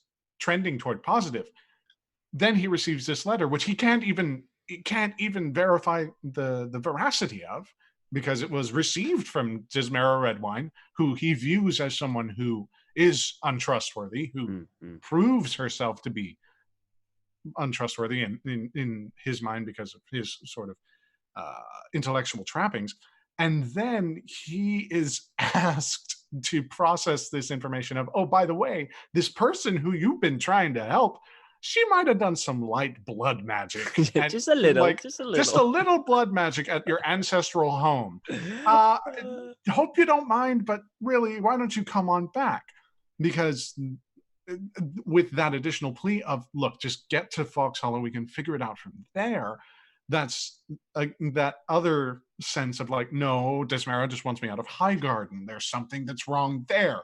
Like, you know, and just because you, Simon, to think that, absolutely. Yeah. And just because you signed it as Forget Me Not, that doesn't mean anything. Yes, you have the Greenmont cipher, hurrah, hurrah. But who's to say that somebody couldn't read one of Simon's letters? He sent a ciphered letter to Marcia that was received, I think, like the second to last episode of last season. Yeah. So it's like, well, how much is true? How much is false? And as soon as he started applying himself, trying to figure out, okay, well, who actually wrote this letter, he couldn't process it, because all at once, this sort of worldview that he had maintained became disparate. Like there was a dissonance between the two, because he thought, oh, well, if I just get houses over to Greenmont who are loyal, or at the very least neutral and sympathetic to Marcia's situation, then I can figure it out. But as this letter was played out, it was like, oh no, if I know this, and whoever wrote this letter knows this, and perhaps even Dismera knows this, we're a family that cannot keep secrets. And suddenly, one of the biggest secrets that this blood magic ritual did happen, or could have happened, is just laid in his lap after he sort of maybe got a footing. So yeah, his reaction is just one of complete like mental disconnect. Because if he actively tries to engage in it, given his beliefs in the old gods being so antithetical to Nymeria's, he reveres them, he loves them, he considers his mother to be among them now. It's like, I don't want to do this right now. I've got other things to worry about, which is why you slam it in a cupboard and just close the drawer. Like, don't look at it. Don't, like, it's the thing in the refrigerator that's growing mold and you know it's there. You have to take out the trash, but that's okay. Just leave it in there for like a couple more days. You can handle it later. That's a problem for future you.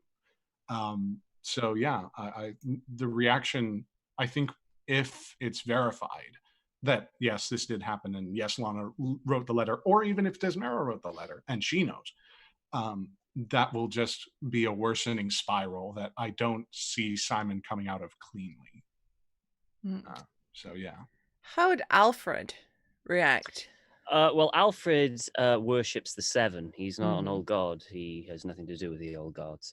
I think he would be worried more to for Marzia's well-being more than anything, and disappointed more than anything, honestly, because in his mind he firmly believed that Marzia would have a son without any. So he firmly believed it, that she would have a son, and to think that she didn't believe in herself as much as he believed in her probably would hurt and disappoint him more than anything. And there would be fear. There would be fear because this is like blood. He's like, what the fuck? This what? Okay, what? But yeah, that's probably would be his reaction. But I think he's safe from knowing anything about that for quite some time. Oh yeah, I don't think that's really a concern of Alfred's for quite some time. Yeah, I think he's all right. I don't think this is going to get across the narrow sea for whatever reason. When you think about it, this is huge, because if Desmira knows that there's blood magic, let's just say that she knows, she's read the thing, she's got the cipher, she knows about it. She could destroy House Greenmont just like that. Absolutely destroy it. Blood magic in House Greenmont? That is political suicide at the court. And in a house that's already kind of trying to get back, I mean, she's got House Greenmont by the cojones. It is political suicide, I would say, for Marzia. There is a slightly psychopathic side that I could go down, which says, oh no, Marzia did this terrible, terrible thing. Wouldn't it be great if somebody from House Greenmont were installed and perhaps overseeing the procession? But then again, Simon is an oath breaker, which is also another dismissed. No. Immediately there we delved into the insightful arguments of like, fuck that. No, I was privately dismissed. There were these other factors to consider. I am perfectly well. Thank you very much. That's not how it works in Westeros. You can't just talk your way out of a label like Oathbreaker. Like take Jaime Lannister, for example. He killed the Mad King because the Mad King was going to order the death of everyone in King's Landing. Jaime saved hundreds of thousands of people from a horrific fiery death, but he will always be the Kingslayer because he killed a king. It doesn't matter your reasons. If you do a thing, you are that thing. Yeah, 100%. So Simon, 100%. you know, it had good intentions for throwing away his chain. He wanted to go home. He wanted to fix it. He wanted to, you know, get right with his family. He still broke an oath. He still spat in the face of the maces and threw away his chain. And that's all people will remember. Like, that's how it go. That's if the Citadel even speaks on the issue, because last he and Gillen saw, even though he had done this horrific thing, Gillen was very much this kind of like reserved, like, fuck off, just leave us now. Yeah, but if you don't say it, but the thing is, if you don't rock the boat, it might be as simple as if you don't rock the boat, they won't rock the boat. But if you try to grasp a house, that's rocking the boat. And now Desmira knows 100% who you are. The second you try and pull one over on her, she's gonna be like, motherfucker's an oathbreaker. I've got all my friends at the Citadel. Look at that bitch.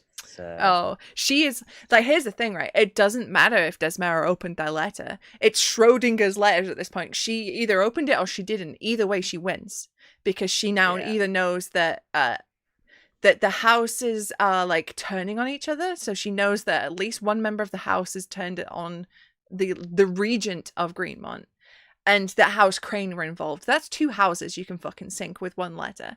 Or she hasn't read it, but by delivering it to Simon, that's like I'm watching you. And so she's gonna deliver him this bomb because she's pretty sure this is a fucking bomb. And she's gonna watch what Simon does. So she wins either way. Because, I mean, even if she did read it, would she be able to break the cipher? Who knows? That's it. So again, like you said, it's possible she realized there was a cipher in it, but she didn't crack it. So the fact that she just goes, here you go, given in your mind, well, maybe did she crack it? Didn't she? That's a power play. She's in. Yeah, that's it. She's in his head now too. She's won in that aspect. Well, that's assuming that Simon will be a rational actor, and that's it.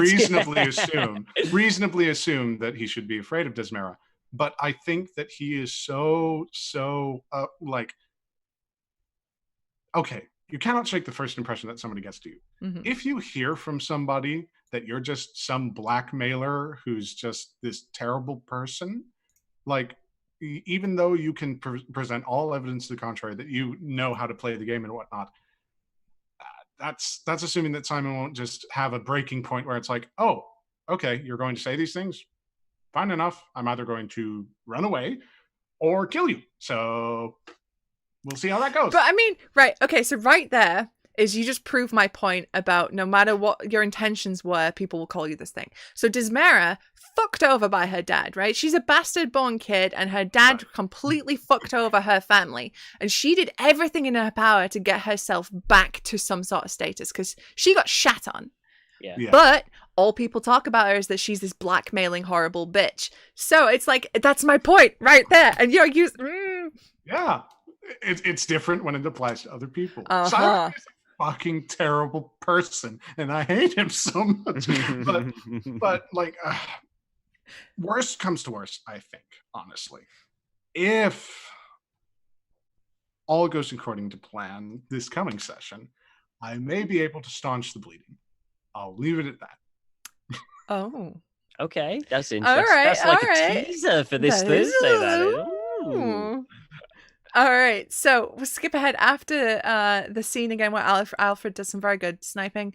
We're back to Simon, and he's in the gardens at Highgarden, and he's sniffing out Lady Rowan. He's like, there she is, and he finds her walking with her chaperone, and he's like, hey baby, can we have a chat? Not near this singer, because the singer's one of Dysmera's spies. Fuck you, spy. Yeah, And pulls It's off. pulls Lady Rowan aside to have a chat with her in an attempt to be like, please be my friend, and also maybe go down to Fox Hollow and give my stepmother some help, because she apparently very much needs it. Doesn't really go well for Simon. He ends up breaking and just snapping in like this. I super get it, right? Because he's just like at breaking point. He's falling apart, and he just snaps in this angry sort of angry way, but it's also like real pathetic. Yeah. Or he's like, I don't even know who I am. Yeah.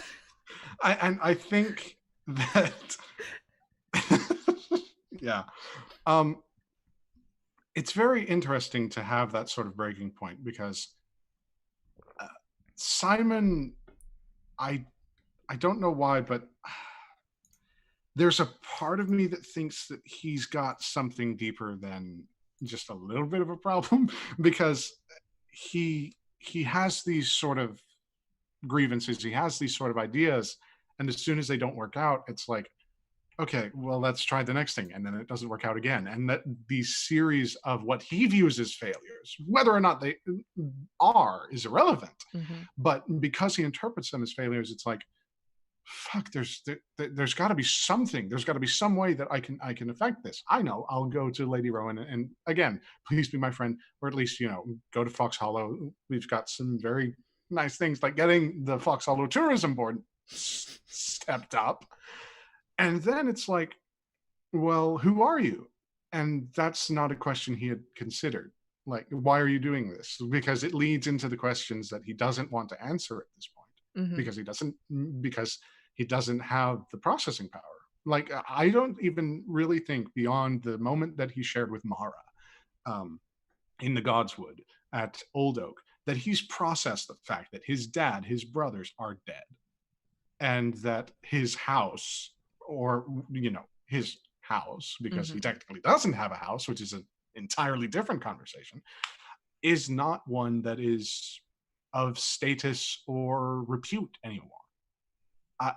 There are just these conceptualizations that he continues to struggle with and fight against and rage against.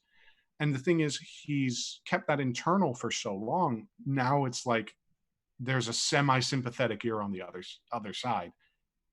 I'm just gonna ooze out. There's nothing here. Like, I've got just fuck it. Like, just let it all out, because whatever moves he had been trying to make have been thwarted, stunted, had a knife held to his stomach. There are so many avenues that he just can't go down. And suddenly there's this sense of like, I can't even tell you who I am, and then that leads to the rest of the scene. So yeah. Well, I mean, think about it. Simon is alone. I mean, practically completely alone at this point. Yeah. You know, he has no one. So if anyone doesn't like panic and almost at breaking point go, then bloody hell, you know. Yeah, I mean, well, the second he left the Citadel, he went straight to Mara, clung to Mara like she was a dollar on the Titanic. She pried him off like he was a frozen jack and fucking swanned off back down south. And yeah, he's alone. He's adrift in this sea, and he's made an enemy. He's made a powerful enemy, and I can fully understand where he was coming from. Where he's just like, help me. Yeah. And that's where he was. He basically was, help me. I don't know what to do. I need somebody on my side, please. I mean, the way it was delivered was a little bit intense. A little bit intense. I'm surprised that the chaperone didn't stab you. That was another scene. Close. It was another scene where I think Simon could have got stabbed. Simon has a problem with people stabbing him. Well, almost stabbing him. But yeah, I feel like it was a really effective scene because like usually Simon's been able to keep his composure. He's been able to keep it on lock. Even when he had a knife at his fucking gut, he was like, whatever. And even though inside he must have been going, yeah, you know, his face was like, I don't care. I'm Simon, you know, and swung back to his table. She's the one holding the knife. Yeah. And this was a moment where you saw the real Simon coming through. You had that panic scared boy happen. Because even though, you know, he's in his 20s, it's still, at the end of the day, he's not really got worldly experience. He's still, in terms of common sense and that kind of stuff, a sheltered boy. And it worked. For some reason, Lady Rowan was like, oh, you sweet poor thing. It was pure pity, wasn't it? Yeah. You got a pity dinner date. Well, and what is interesting is that it was, as Charlie pointed out, almost immediately after, it was that sort of fierce honesty that was like, for fuck's sake, I don't have a sword, I don't have a dagger, I'm just here to at least try to talk, and nobody's talking. For the love of God, just... But I can understand why people were hesitant, because you wouldn't even say, my name is Simon. Like, she was like, who are you? What's your name? And you're like, I don't know. I don't have a name. And it's just like, just say your name, Simon. So she can be like, hello, Simon. It's nice to meet you. It's a bit weird. I can understand why she and the chaperone were like, it's a fucking madman. Yeah. He's just ranting at her. Dude, you just spent a couple nights outside. You're probably not looking the best. Hair all over the place, fucking scarf all over the place. You know, I can imagine. I can see why they were like, "Oh, this street man is saying a lot of words at me." Yeah, this street urchin. What's he doing? Yeah, like he's a fucking lunatic. But ultimately, like Simon's intrigues, he might feel like they didn't go well. But he ended up fucking getting out on top again because Simon and his fucking privilege. He's a frustrating character because I want there to be a moment where there's actually like maybe a semi-heroic point that he has that maybe he succeeds in some pitiful fashion. And then he will just view it as something like, okay, that was good, move on. Like just this sense of there is no rest for the wicked. Like that every single character in this show somehow has an ambition that could be their undoing is so compelling all at once, but also frustrating to roleplay because it's like this character has this ambition. I want this ambition to be realized somehow, but how do I do so? And with Simon, it's like maybe because it really did feel right, at least from a roleplay standpoint, to have that moment of like, fucking stop, just stop, leave me alone, and to really have that sort of walls down, you know, emotions on the table, because that's basically the antithesis of Highgarden. and I think he hates Highgarden.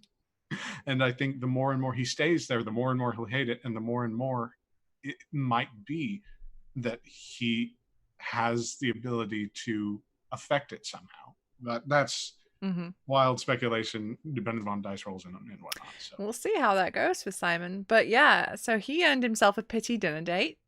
Lady Rowan is going to introduce him to some friends, and maybe help him get on his path to getting somewhere that he would like to be. And then after that scene, we cut back to the Red Mountains. Oliver and Nymeria still riding with Daira somewhere. We forgot she was in this scene, but she was there. And they arrive at Ironwood and are greeted by Ironwood knights. Oliver's like, "Sup, I'm home." And they're like, "Hang on a second. Do we know you? Wait a minute." And then they go get his dad, and his dad hobbles out with his little walking stick, and he's like, "Oh, my boy, you're home!" And holds his arms out. And everybody's like, I was waiting for the dagger. Everybody, I could hear the collective as Oliver walked forward and embraced his dad. But nevertheless, there was a loving, warm hug, and his father was like, "You've come home to me, my son, my son."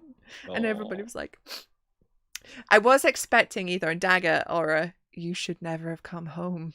Yeah, that would have been great, that whisper, wouldn't it? Yeah, but it appears that old Papa Ironwood has softened in his old age, and he has welcomed everybody in.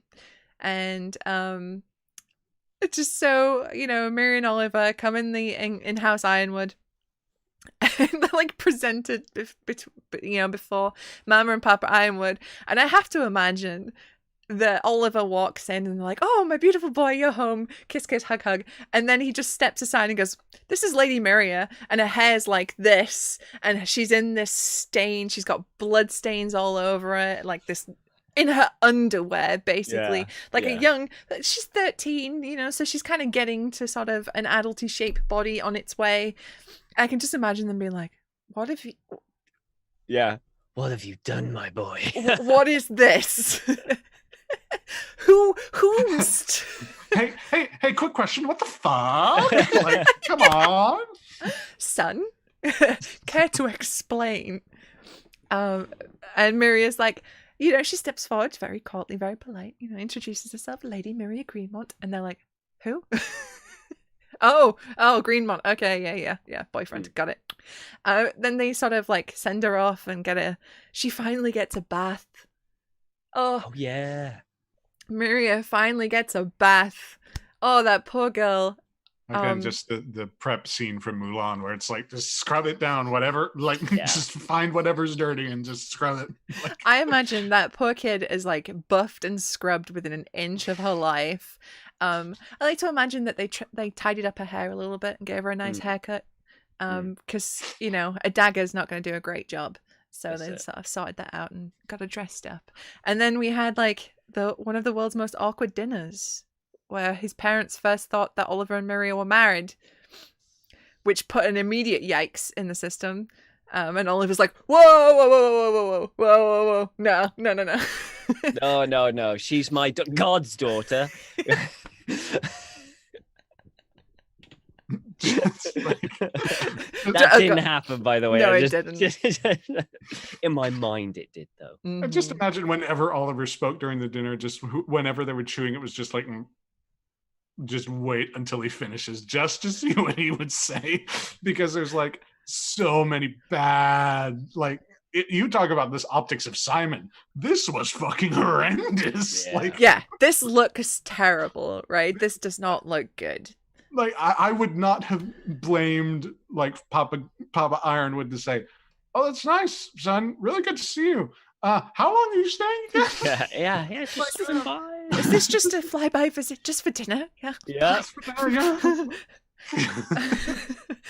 But the old Ironwoods, in their extremely old age, have gotten quite sentimental, I believe. But it was revealed that Horatio isn't here. He is still down in Sunspear. So that was I feel like at that point there was a like, there wasn't the question asked, but there was a, what the fuck is he doing in Sunspear hanging over that table at that moment in time? Because at the minute, we still don't know that Horatio is married to a Martell. That's not information we know. Yep. So we have this dinner, and Oliver basically is like, so this is Nymeria. She's my god's daughter. It doesn't say god's daughter straight off the bat. And yeah, we need to clear her name. And his parents are like, but why do we need to clear her name? What has she done? Yeah. And she's like, oh yeah, I was a ward at Summerhall. And they're like, oh. Like, they don't even ask the circumstances of what happened. No. But the fact that she says I was, and they can just be like, I see, there is some fuckery afoot here, and Oliver has to convince his parents to help them. And there's a little bit of an intrigue there with Mama and Papa Ironwood, but it was a successful intrigue, and, well, maybe successful, because we never got yes or no. His father said, we guard the way to Nymeria. Yeah.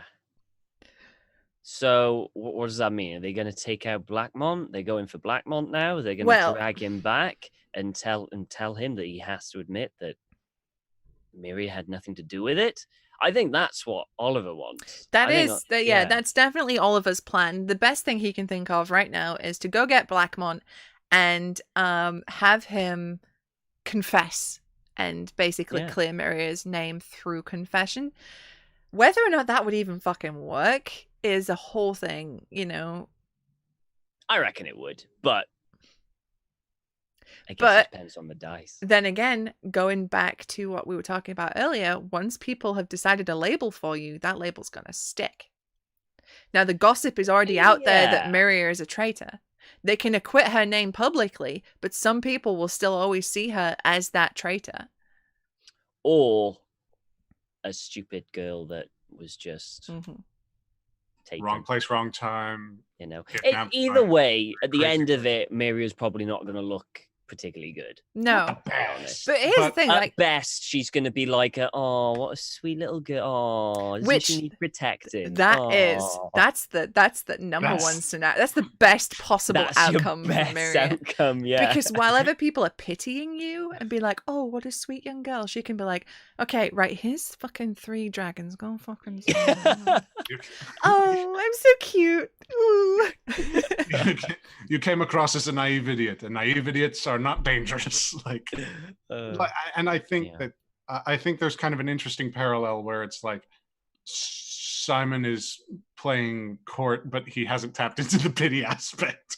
And as soon as he does, it's the same situation as Nymeria's, and it's like, oh no, and just here, I look like shit, I'm sorry. Well, that's the thing, right? Nymeria's whole thing is she has been playing up the young, defenseless waif the whole time. At Summerhall, she's like, oh, I'm just a sweet little lady, I'll help look after the children. And, you know, while ever she's off fucking spying to find out who let out Daera, you know, she arrives at Ironwood and immediately she's like, big-eyed little waif, like, I need a bath, please, you know? So people underestimate her, and she's a canny lass. She knows exactly what she's doing, which is why when she spoke to the scepter, like, she was consciously playing with her sleeves and looking down and stuttering over her words so she could play up the, they're doing a terrible thing to my friends, and then the second it didn't work, she's like, fuck you. You know what she reminds me of? What's the name of the grandmother Tyrell? Olenna. Yeah, but she uses her old age. You're using your young age. Yes. But really, behind it, you're sharp as, you know? Sharp as tax, Yeah. Because I could really... see her more like that. When building Nymeria, I really... Like, she's really Sansa-inspired. Because Sansa does that. She is... Well, she does start off as a young, naive... young girl, basically, who gets played by the system, but then she sort of learns how to weaponize that. And I like the idea of Nymeria knowing how to weaponize how people see her. And so if people did see her as this poor kidnapped victim who had no say in anything that happened, and that she was just dragged along for the ride, and that she should be pitied and looked fondly upon, I'm like, that's aces with me. I will take that. But the traitor angle, that one's a bit more difficult to work with. Yeah, you can work that, yeah. But is workable in some circles. And if she sticks with Oliver, those are the circles that's going to work with. So she's kind of, that's part of why she's like, so, I mean, obviously she's clinging to Oliver because she loves him very much and he's definitely her actual real father. 100%. And she knows that he is staunchly anti-Targaryen and that he's never been quiet about being anti-Targaryen. So she knows that being with him and his friends and people that would ally with him, she's going to be in good company of people that are not going to think shitty of her for what happened. So that's part of my reasoning for why Nymeria was like, Ironwood, let's go. Because if she goes back to Greenmont, there's a good chance that she gets arrested or somebody there, you know, people like shitty on her. Because she's going to be around Reachers, and Reachers will not take kindly to that whole label kind of stuff. Yeah. I wonder if Marcia would have sent you straight back. I don't think she would have sent. I don't think she I think would. Marcia would try and like pay Maekar off to be like, how much can we pay you as reparations for Nymeria? I mean, a very interesting question would arise if the tinfoil is true and Nymeria is not actually a Greenmont and Maekar demanded a Greenmont ward. Who do they send? Because they can't send Nymeria. Yeah, who? They'd have to send one of the newborn children. Yep. They'd have to, because, even though they're only half Greenmont, it's close to the best that they can do. I mean, they have a Greenmont father, so they're Greenmont. Yeah, you're right, yeah.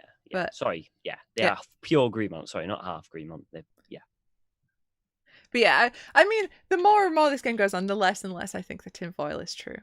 But never given. We gotta will it to be true. The prophecy, right? Absolutely. Yeah. So that was basically where we ended the session. It was the whole "we guard the way" last line from Papa Greenmont. And next week, our session this Thursday. Ooh, it's coming closer. Will be me, Don, and Jason. So it'll be Nymeria, Oliver, and Simon. So we will find out a lot more about what's going to go on at Ironwood and what's going on at Highgarden. We have had a group DM with me, Don, and Jason, and Simon talking about Sam. Me, Don, and Sam talking about our plans for Ironwood. And let me tell you, there's one particular gambit we have I'm very excited about it. I can't talk about it just in case it comes and we happen to do it. But such a tease, Susie. You're like, oh my god. I'm sorry. I'm just like, the thing is, I want to talk about it, but I don't want to spoil it just in case it happens in the game. It's okay, Susie. You don't have to. Charlie, get on it. You don't have to. Charlie knows about that one. I can supplement in the meantime. I can tell you all of Simon's plans. Wing it. Kill Desmara. All right, I'm done. Yeah, that's pretty much no plan. Simon's plan. To be continued. Yeah. Okay, so chat, hit me with your questions, with your thoughts. Let's go. Do we have any predictions for next week? Obviously, I can't talk about the Oliver and Nymeria stuff because I know. I've discussed this with Sam. I hope Simon does something and gets thrown in jail. I think that'd be an interesting. Well, you said, Jason, you said you've got an idea on what to do with Simon, right? You've got a play. I mean, I don't know what that play is, but I'm very interested to find out what it is. I'll say this. Politics is the art of the possible, but the problem being most people treat it like a science. I think as time goes on, Simon will see the more artistic aspects and attempt to try and mimic them as best he can. Interesting. How successful he's going to be at that is a question for the dice, because I think he knows. He's known the theory for a long time, but after this this point where he had this moment of vulnerability with Rowan works out, where he's like, oh, I'm actually here among friends who sort of understand what I'm talking about. Hey, can we just talk about how shit things are? Like, just real quick, can we get on the same page? Like, we all know that this is like a terrible situation, right? And just see how that goes, because there's the other plays that he could make are just too nuanced, and I don't think that Simon is one for nuance. Like he was in terms of like innuendo and like these sort of things that he was so interested in wooing women, but like as soon as it comes to actual work, it's like, nah, can we just sort of cut the crap and like get to somewhere? Because I've got this idea or I've got this plan, and I also have this letter, and we'll see how that see how that's received by certain audiences. So Okay. interesting. Okay, what animal will symbolize Nymeria when the prophecy comes? One of the chat. She's the vulture in that prophecy. I feel like if so, I have some short term and mid term and long term goals and plans for Nymeria. And quite a few of them, she is the vulture that comes in and swoops up and takes what's left. I just thought of something. Go on, Tom. Okay. You know our theory that not a theory, complete 100% fact that you're actually Oliver's daughter. Yes. Think about it. Oliver, Horatio fight, bang, bang, bang, bang, bang. They fight, and with Blackmont and stuff like that. No, not even Blackmont. So those two fight. Mm-hmm. They kill each other with poison. Mm-hmm. Guess who takes over? In Dawn, the daughter of the heir. Thing. You take over Ironwood. The prophecy is done. Because Nymeria is half Blackmont, so she is half vulture. I wouldn't put it past Nymeria to be so craven as to perhaps, if the opportunity presents itself, jump at the chance, even if she's not Oliver's daughter.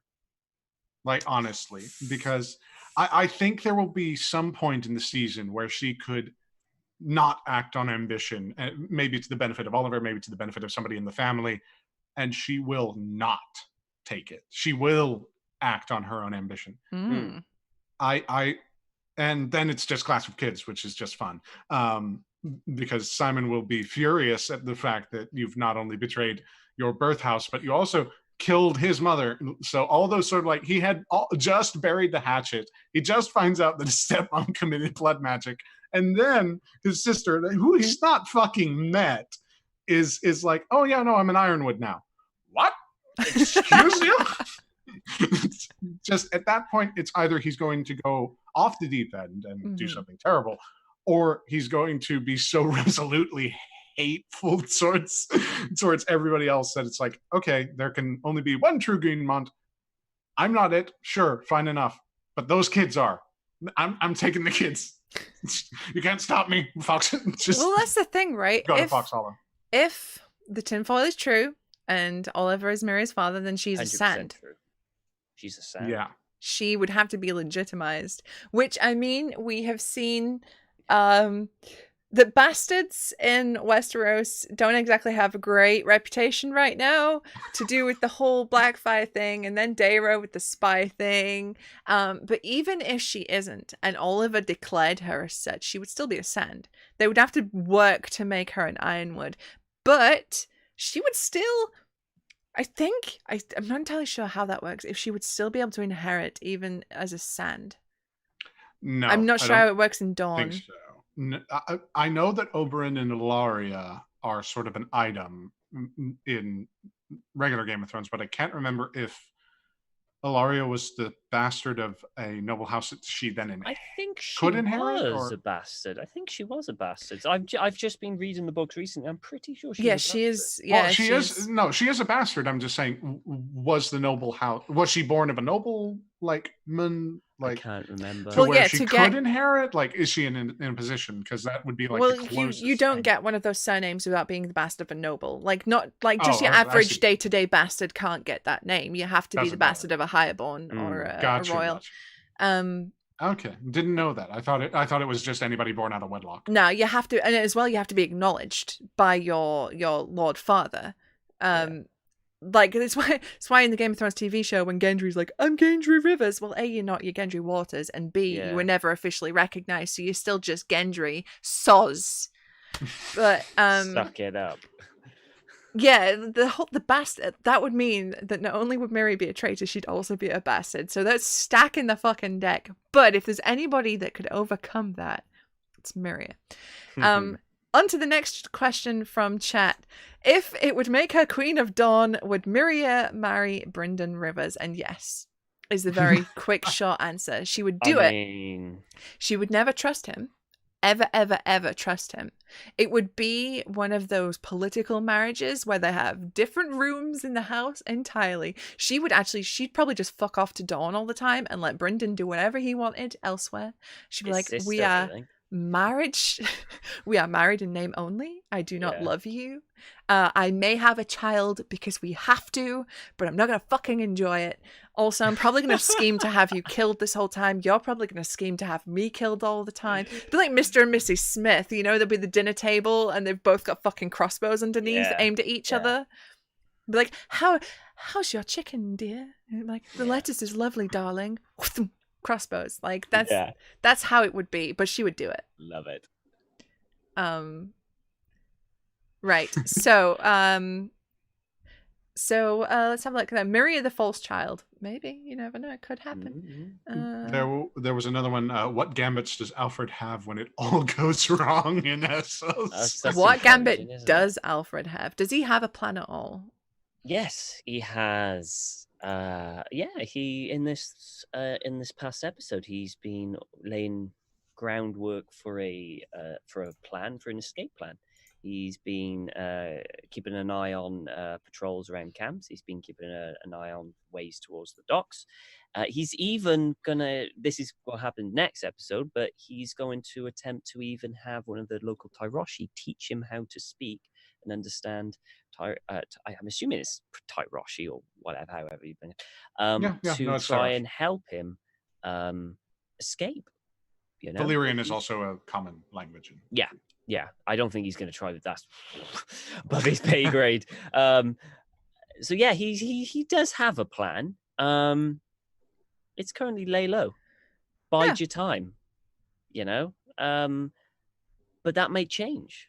That might change over the thing. Who knows? His mind might change. He might start, you know, becoming more susceptible to what they're fighting for over there and be totally into it. It's I like my characters to be quite free flowing. He gets an idea, but I'm not afraid to change that idea halfway through a season should I feel the character would. Yeah. But he does have a plan. When it all goes wrong, if like his plan is just completely fucked, the whole thing's fucked and it's just chaos and mayhem, he's going to rely on his own skills and he's going to play it by ear and try and get out that way. Essentially, if it all goes wrong, he's going to try and get home one way or another. If it's by hiding, if it's stowing away, if it's by bribing, if it's by killing, whatever. He's going to fly on the seat of his pants or whatever the saying is and get it. That's basically Alfred at the moment. So I remember in this episode, after Lord Iron was killed, Bittersteel is like, send his body back. Would it cross Alfred's mind to try and stow away on that ship? It already crossed his mind, yeah. Because there's a reason why. I think I requested that I keep an eye. I ask who's gonna do it, and I don't know if I volunteered to help. I can't remember, but he's definitely keeping an eye on. And his mind was, okay, could I be part of the party that escorts it back? Make sure it gets back, or even stow away to get back. I mean, I know it's not the Reach, but I'm at least on the same continent. That's one. Well, the Vale and the Reach are like neighbors, so it's not that far to go, really. Yeah. Yeah. So it's definitely going through his mind. That's another way of doing it. Yep. So the escape is on Alfred's mind for sure. All right, Chad, we still got some time, so hit us with some questions if you have them, or thoughts or predictions. We do like predictions. We like tinfoil. We like all the good, juicy stuff. Charlie, Nymeria could marry Alfred. Ooh, that doesn't work. We're not Targaryen. I mean... Well, if tinfoil, they're not actually siblings. Yeah, that's true, I suppose. Yeah, perfectly fine. Totally not going to be weird. Yeah, no. Two bastards marry and two houses. Yeah. Although, they grew up together playing pranks and stuff. I feel it'd be weird. It'd be weird. It's that thing of like, oh, you're my stepbrother, huh? Oh no. That's weird. Charlie, who gets the first smooch of season 2? Oh, that's a good one. Let's see who's in a position to actually get a smooch, right? Oh, Mara. So I mean, no, Mara doesn't count. 'cause- regularly Oh, come smooching on. Alistair. No, Mara doesn't count because she's regularly fucking Alistair. Like, I would hope there's some kissing involved at some point. So that's Oh, that kind would be sad if there wasn't, huh? So Oh, Mara. So Mara is included, but it have to be someone other than Alistair. Mm-hmm. But Alistair right. is also included because he can smooch. So it's it's a whole collection. Smart money's on. Smart money's on Marcia, I think. Marcia? I think so. I think there's going to be some sort of character that emerges from either the camp or, from somebody. I got it. What? Tali was really like scrapey, bow and scrapey. I think Tali's like, yo, she's unmarried. I have a son. The neighbors in the mountains. It would make sense for them. So, I've been such a good guest. I'm you asked me to be God's parent. It's like, hey, man. But Marcia has already pledged to Oliver, and she is devoted. But if she thinks Oliver is dead, true, that's true. She doesn't. Or worse yet, if Oliver straight up just tells her, "Hey, I know I promised this. By the way, I'm in Ironwood territory now. Sorry." Yeah, Raven wouldn't take long to get to. But see, I thought about this because Nymeria would very much want to be like, I'm alive. I love you all very much. I'm alive. But you don't want to lose that advantage of no one knowing where you are for the time being. If they don't know where you are, they can't come get you. Yeah. And so Nymeria would, with all her might, she wants to tell Marcia where she is. Does Nymeria know the Greenmont cipher? Yep. She actually has a bonus dice in Decipher. Oh. Tinfoil. She's a warg. She saw the whole thing. She was in one of the goats. Oh God. Oh God. That would be worse. I want Nymeria to get a smooch this season. If not Harris, then I want there to be a sweet boy at Ironwood. Okay. Harris is dead. I'm sorry. There is no way that Harris is dead. I know, but the poor bastard. I feel so bad for that Hey, family. he's actually not a bastard. No, you know what I mean. You know damn well what I mean. Like, just constantly, like, your father was a great warrior, but yeah, he got fucked. And then your best friend leaves you, like, being kidnapped. It's like, oh, man, like, that boy's not going to develop. He ain't going to be right. Little side note behind the scenes, Dealey. After that Monday that we had, where we still at Vulture's Roost, we still haven't talked. Don and I actually had a huge conversation on Discord where we talked about things that Mary and Oliver might have talked about. Harris did come up. Oh. In a positive light, or in a no? This is not gonna. In a positive positive note. In fact, Don was like, Oliver would tease her about her big old crush on him. But we're gonna have boss seats coming up, so maybe it comes up in more depth then. But it was talked about. Okay. So for smoochies, I'm gonna go probably with Alfred. Oh, he's probably in only because he's probably in a situation that he has a chance to. Mm-hmm. That's true. He's in Tyrosh. He's with an army. Yeah. There's probably friggin' hookers all over the place. There's people all over the place. Mm-hmm. I mean, I'm not saying he will, but he's probably the best one situated at the moment to get it. Although Simon is in Highgarden, he has a silver tongue if he wanted to, I suppose. When? Well, that's what you've portrayed him as. In Old Town, he had a silver tongue for, it's just you haven't had a chance really to all the women you've gone for are either wanting to kill you or they're already married. Yeah. If you go for someone, who's go for someone, offer 40 halfpennies, and then hey. I mean, you could. You did the it. Doors could open. Hey, baby, I've literally got 2 coppers to rub together. I want to bang. I'm sure that's enough for some kind of hookers. Oh wow! Maybe not wow! The best, but, oh come on! What? I think I don't think Simon's even in that headspace. Like, No. I think he really truly buried that compulsion after he found out that it's like. Yeah. I think it's Alistair. Yeah, Alistair. I think that he gets real close with one of his mentors. Yeah. Oh wait, which is his mentor? I don't know.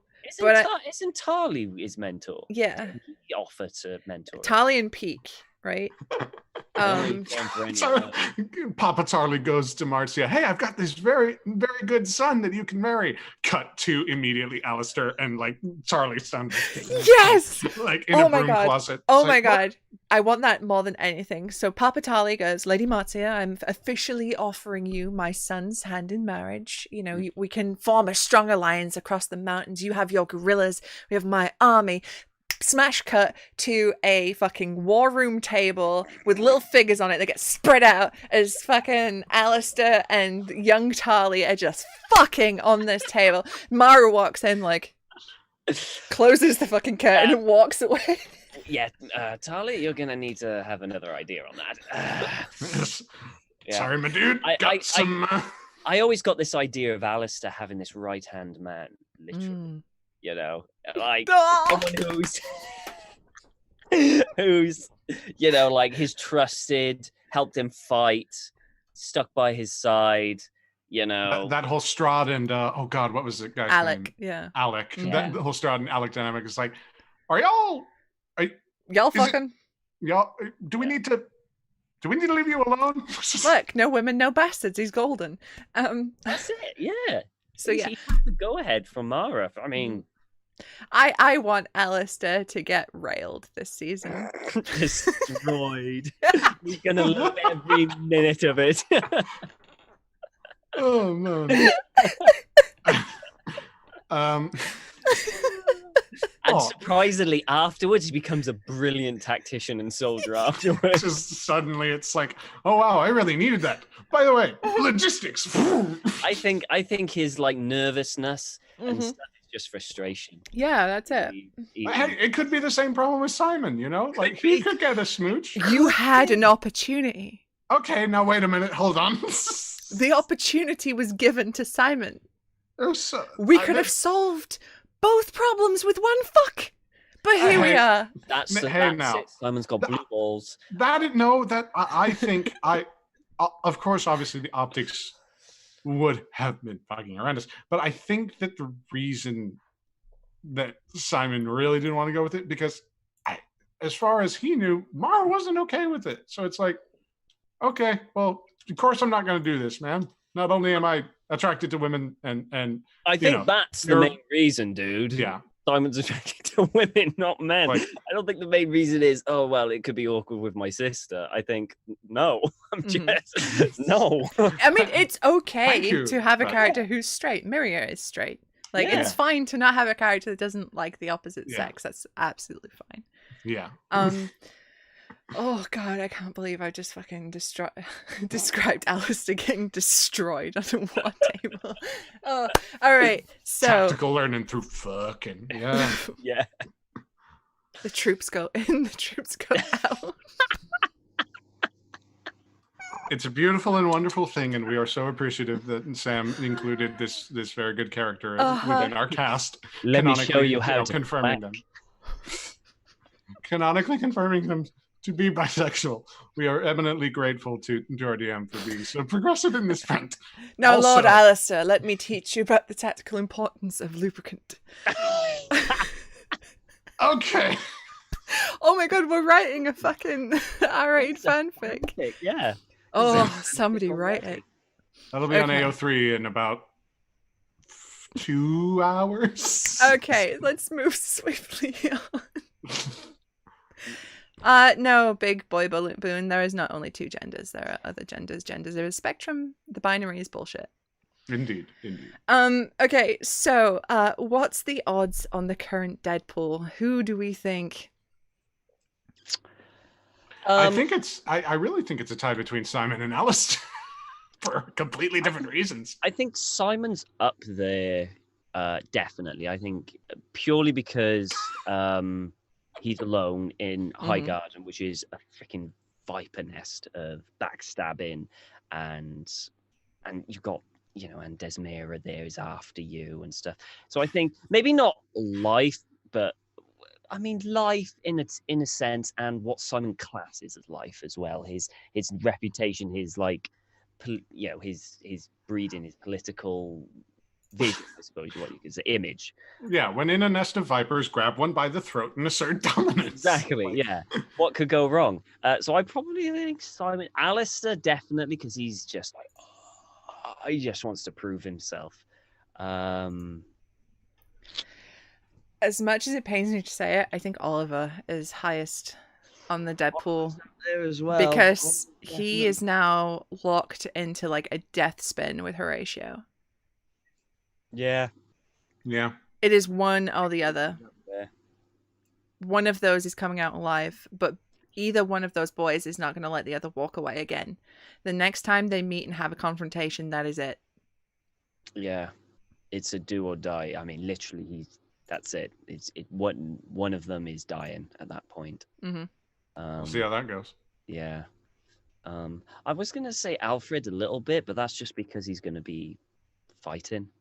It's not so much that someone's actively trying to kill him, you know, like specifically. Mm-hmm. I just think he's going to be in dangerous situations, like fighting in war zones and stuff like that, you know. Well, even if you're not, the thing is, you're part of a military company now, and you go wherever your commander tells you to go. Yes. Like, the thing is, you've got such a different situation to contend with. There's a part of me that says that maybe Mara's not gonna be the best in the middle of a war zone.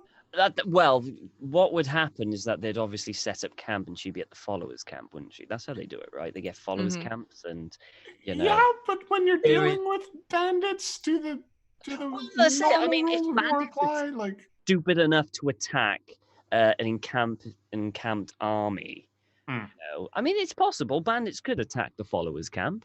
You know, it's definitely possible, but I think it's unlikely. But you know, I suppose there's no way in hell Amara will be anywhere near the front line. Not in a million years will she be anywhere near it, because Mara might think she's okay to go there, but that would be so humiliating for Alistair. It would destroy him. but what if Alistair is injured and suddenly there has to be a leader? They're not going to let Mara friggin' lead an army. What? Yeah, hey, she's persuasive. No. If Come on. Alistair is No. wounded or killed, then Peak just, whoop, I'll have those forces. No way. There is literally. Peake couldn't keep his head on straight when he was in the middle of dinner.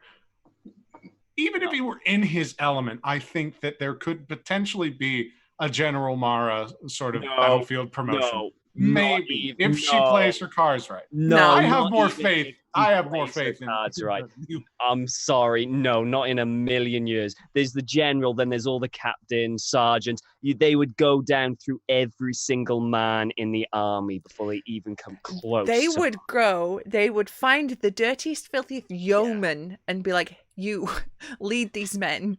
Yeah. Not even. No. Mara, like, I love Mara, love Virginia. Mara has no warfare experience. She has boobs. She's a woman. Which is, you know, like, yeah.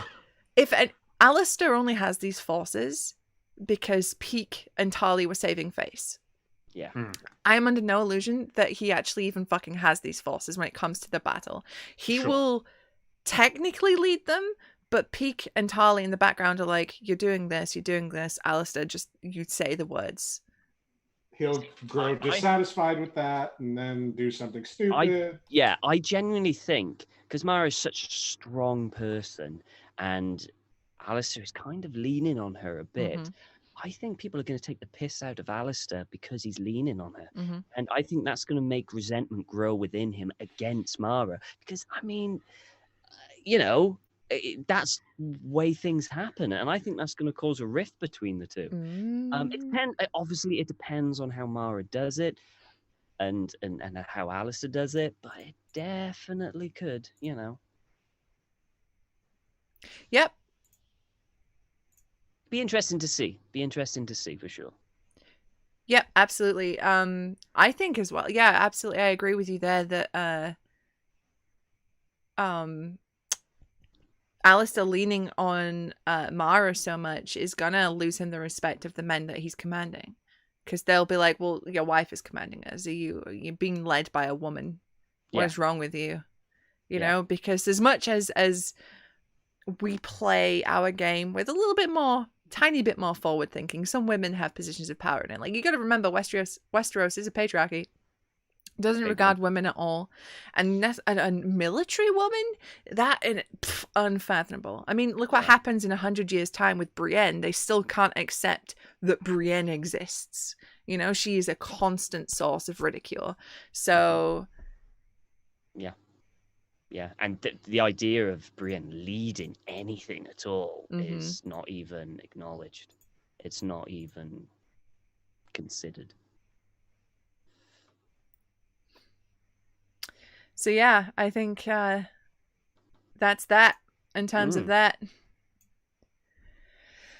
So is there anything else before we sign off? Because we are running up on 11 o'clock real quick.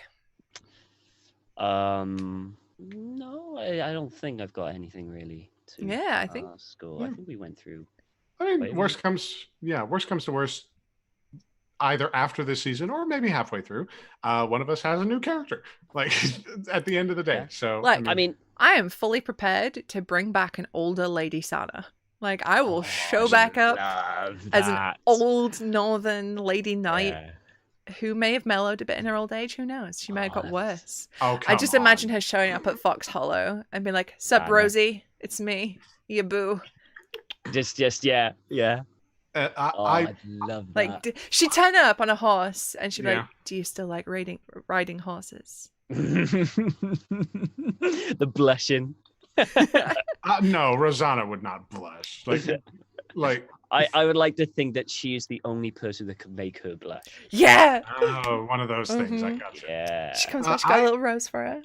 I would love to play one of Doric's descendants, because I want to see where his line sort of goes, because it's like, oh well, you're about Oliver's age now, maybe a little bit younger.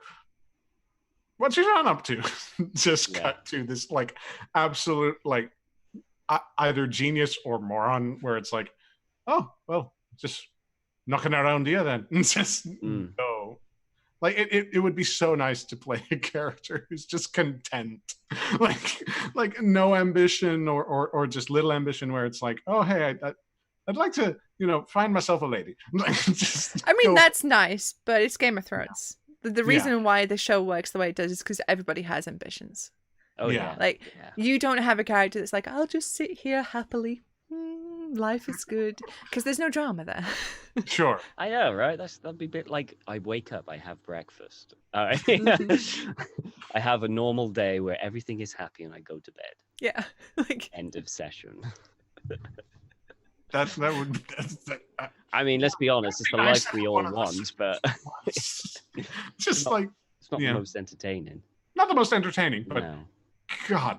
I mean, it is measured. I mean, we all realize that at any point our characters could die. Yeah. 100% realize, and we probably all have thought of alternative characters. I've got about 3-4 knocking around my head.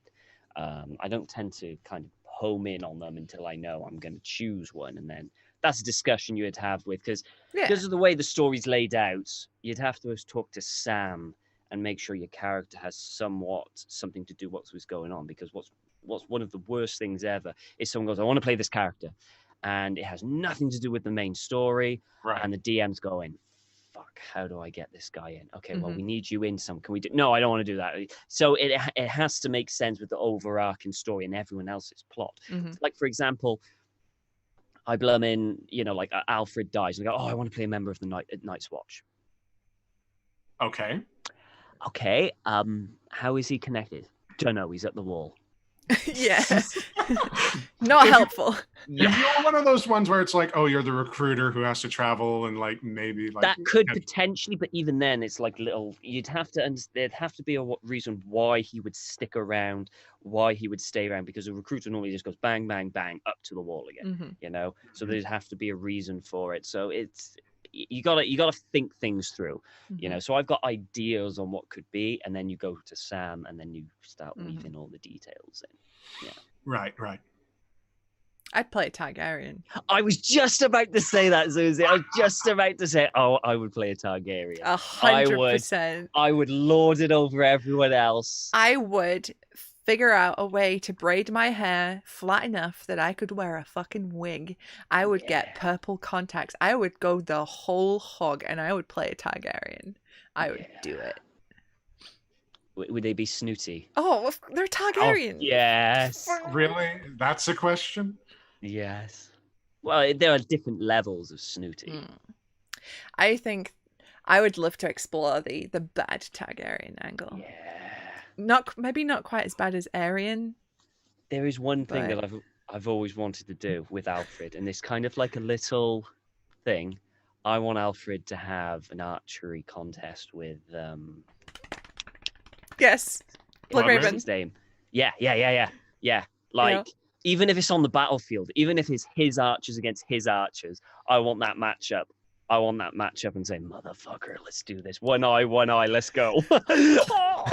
I'll take your other eye, motherfucker.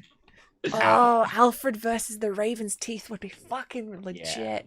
Oh, man. I need a few more glories, though, to get on his level. Because he's... Hey, stick with Bitter Steel. Come back over with Blackfyre 2 Electric Boogaloo, and you got it. It has crossed his mind, you know, it's definitely there. And then you could meet back up with Nymeria and Oliver, because we would be like the Westerosi connection, and Dawn would be like, come into Ironwood, you can garrison here, let's go! Would you mind Alfred coming in a golden army? Just coming outside? Look, not that like Dawn and I have discussed this, but... But... Brilliant. Look, I'm sorry, Don, that we've betrayed you by saying we would play Targaryens, but... Yeah. But too bad. I'm sorry. I'd like to play a Lannister. That would be great. I think that would be... Yeah, Lannisters have not... Just have money. At all. Oh, yeah. Yeah. Well, they don't really do much in this time period. They're just kind of doing their own thing up there. Yeah. They really kick in during Robert's Rebellion. Yeah. Because we have the predecessors of Tywin, like sort of... at the tail end of this century, where it's like, oh, we've got enough money, let's party, and then nearly run the house into the ground, where Tywin has to actually go back and undo some of the shit that his father did. Really interesting to see just how weak his father really was in the books. You know, he was really like if you think Simon was bad, look at Tywin's father, because very interesting. The Lannisters are really cool. Like they're fucking legit.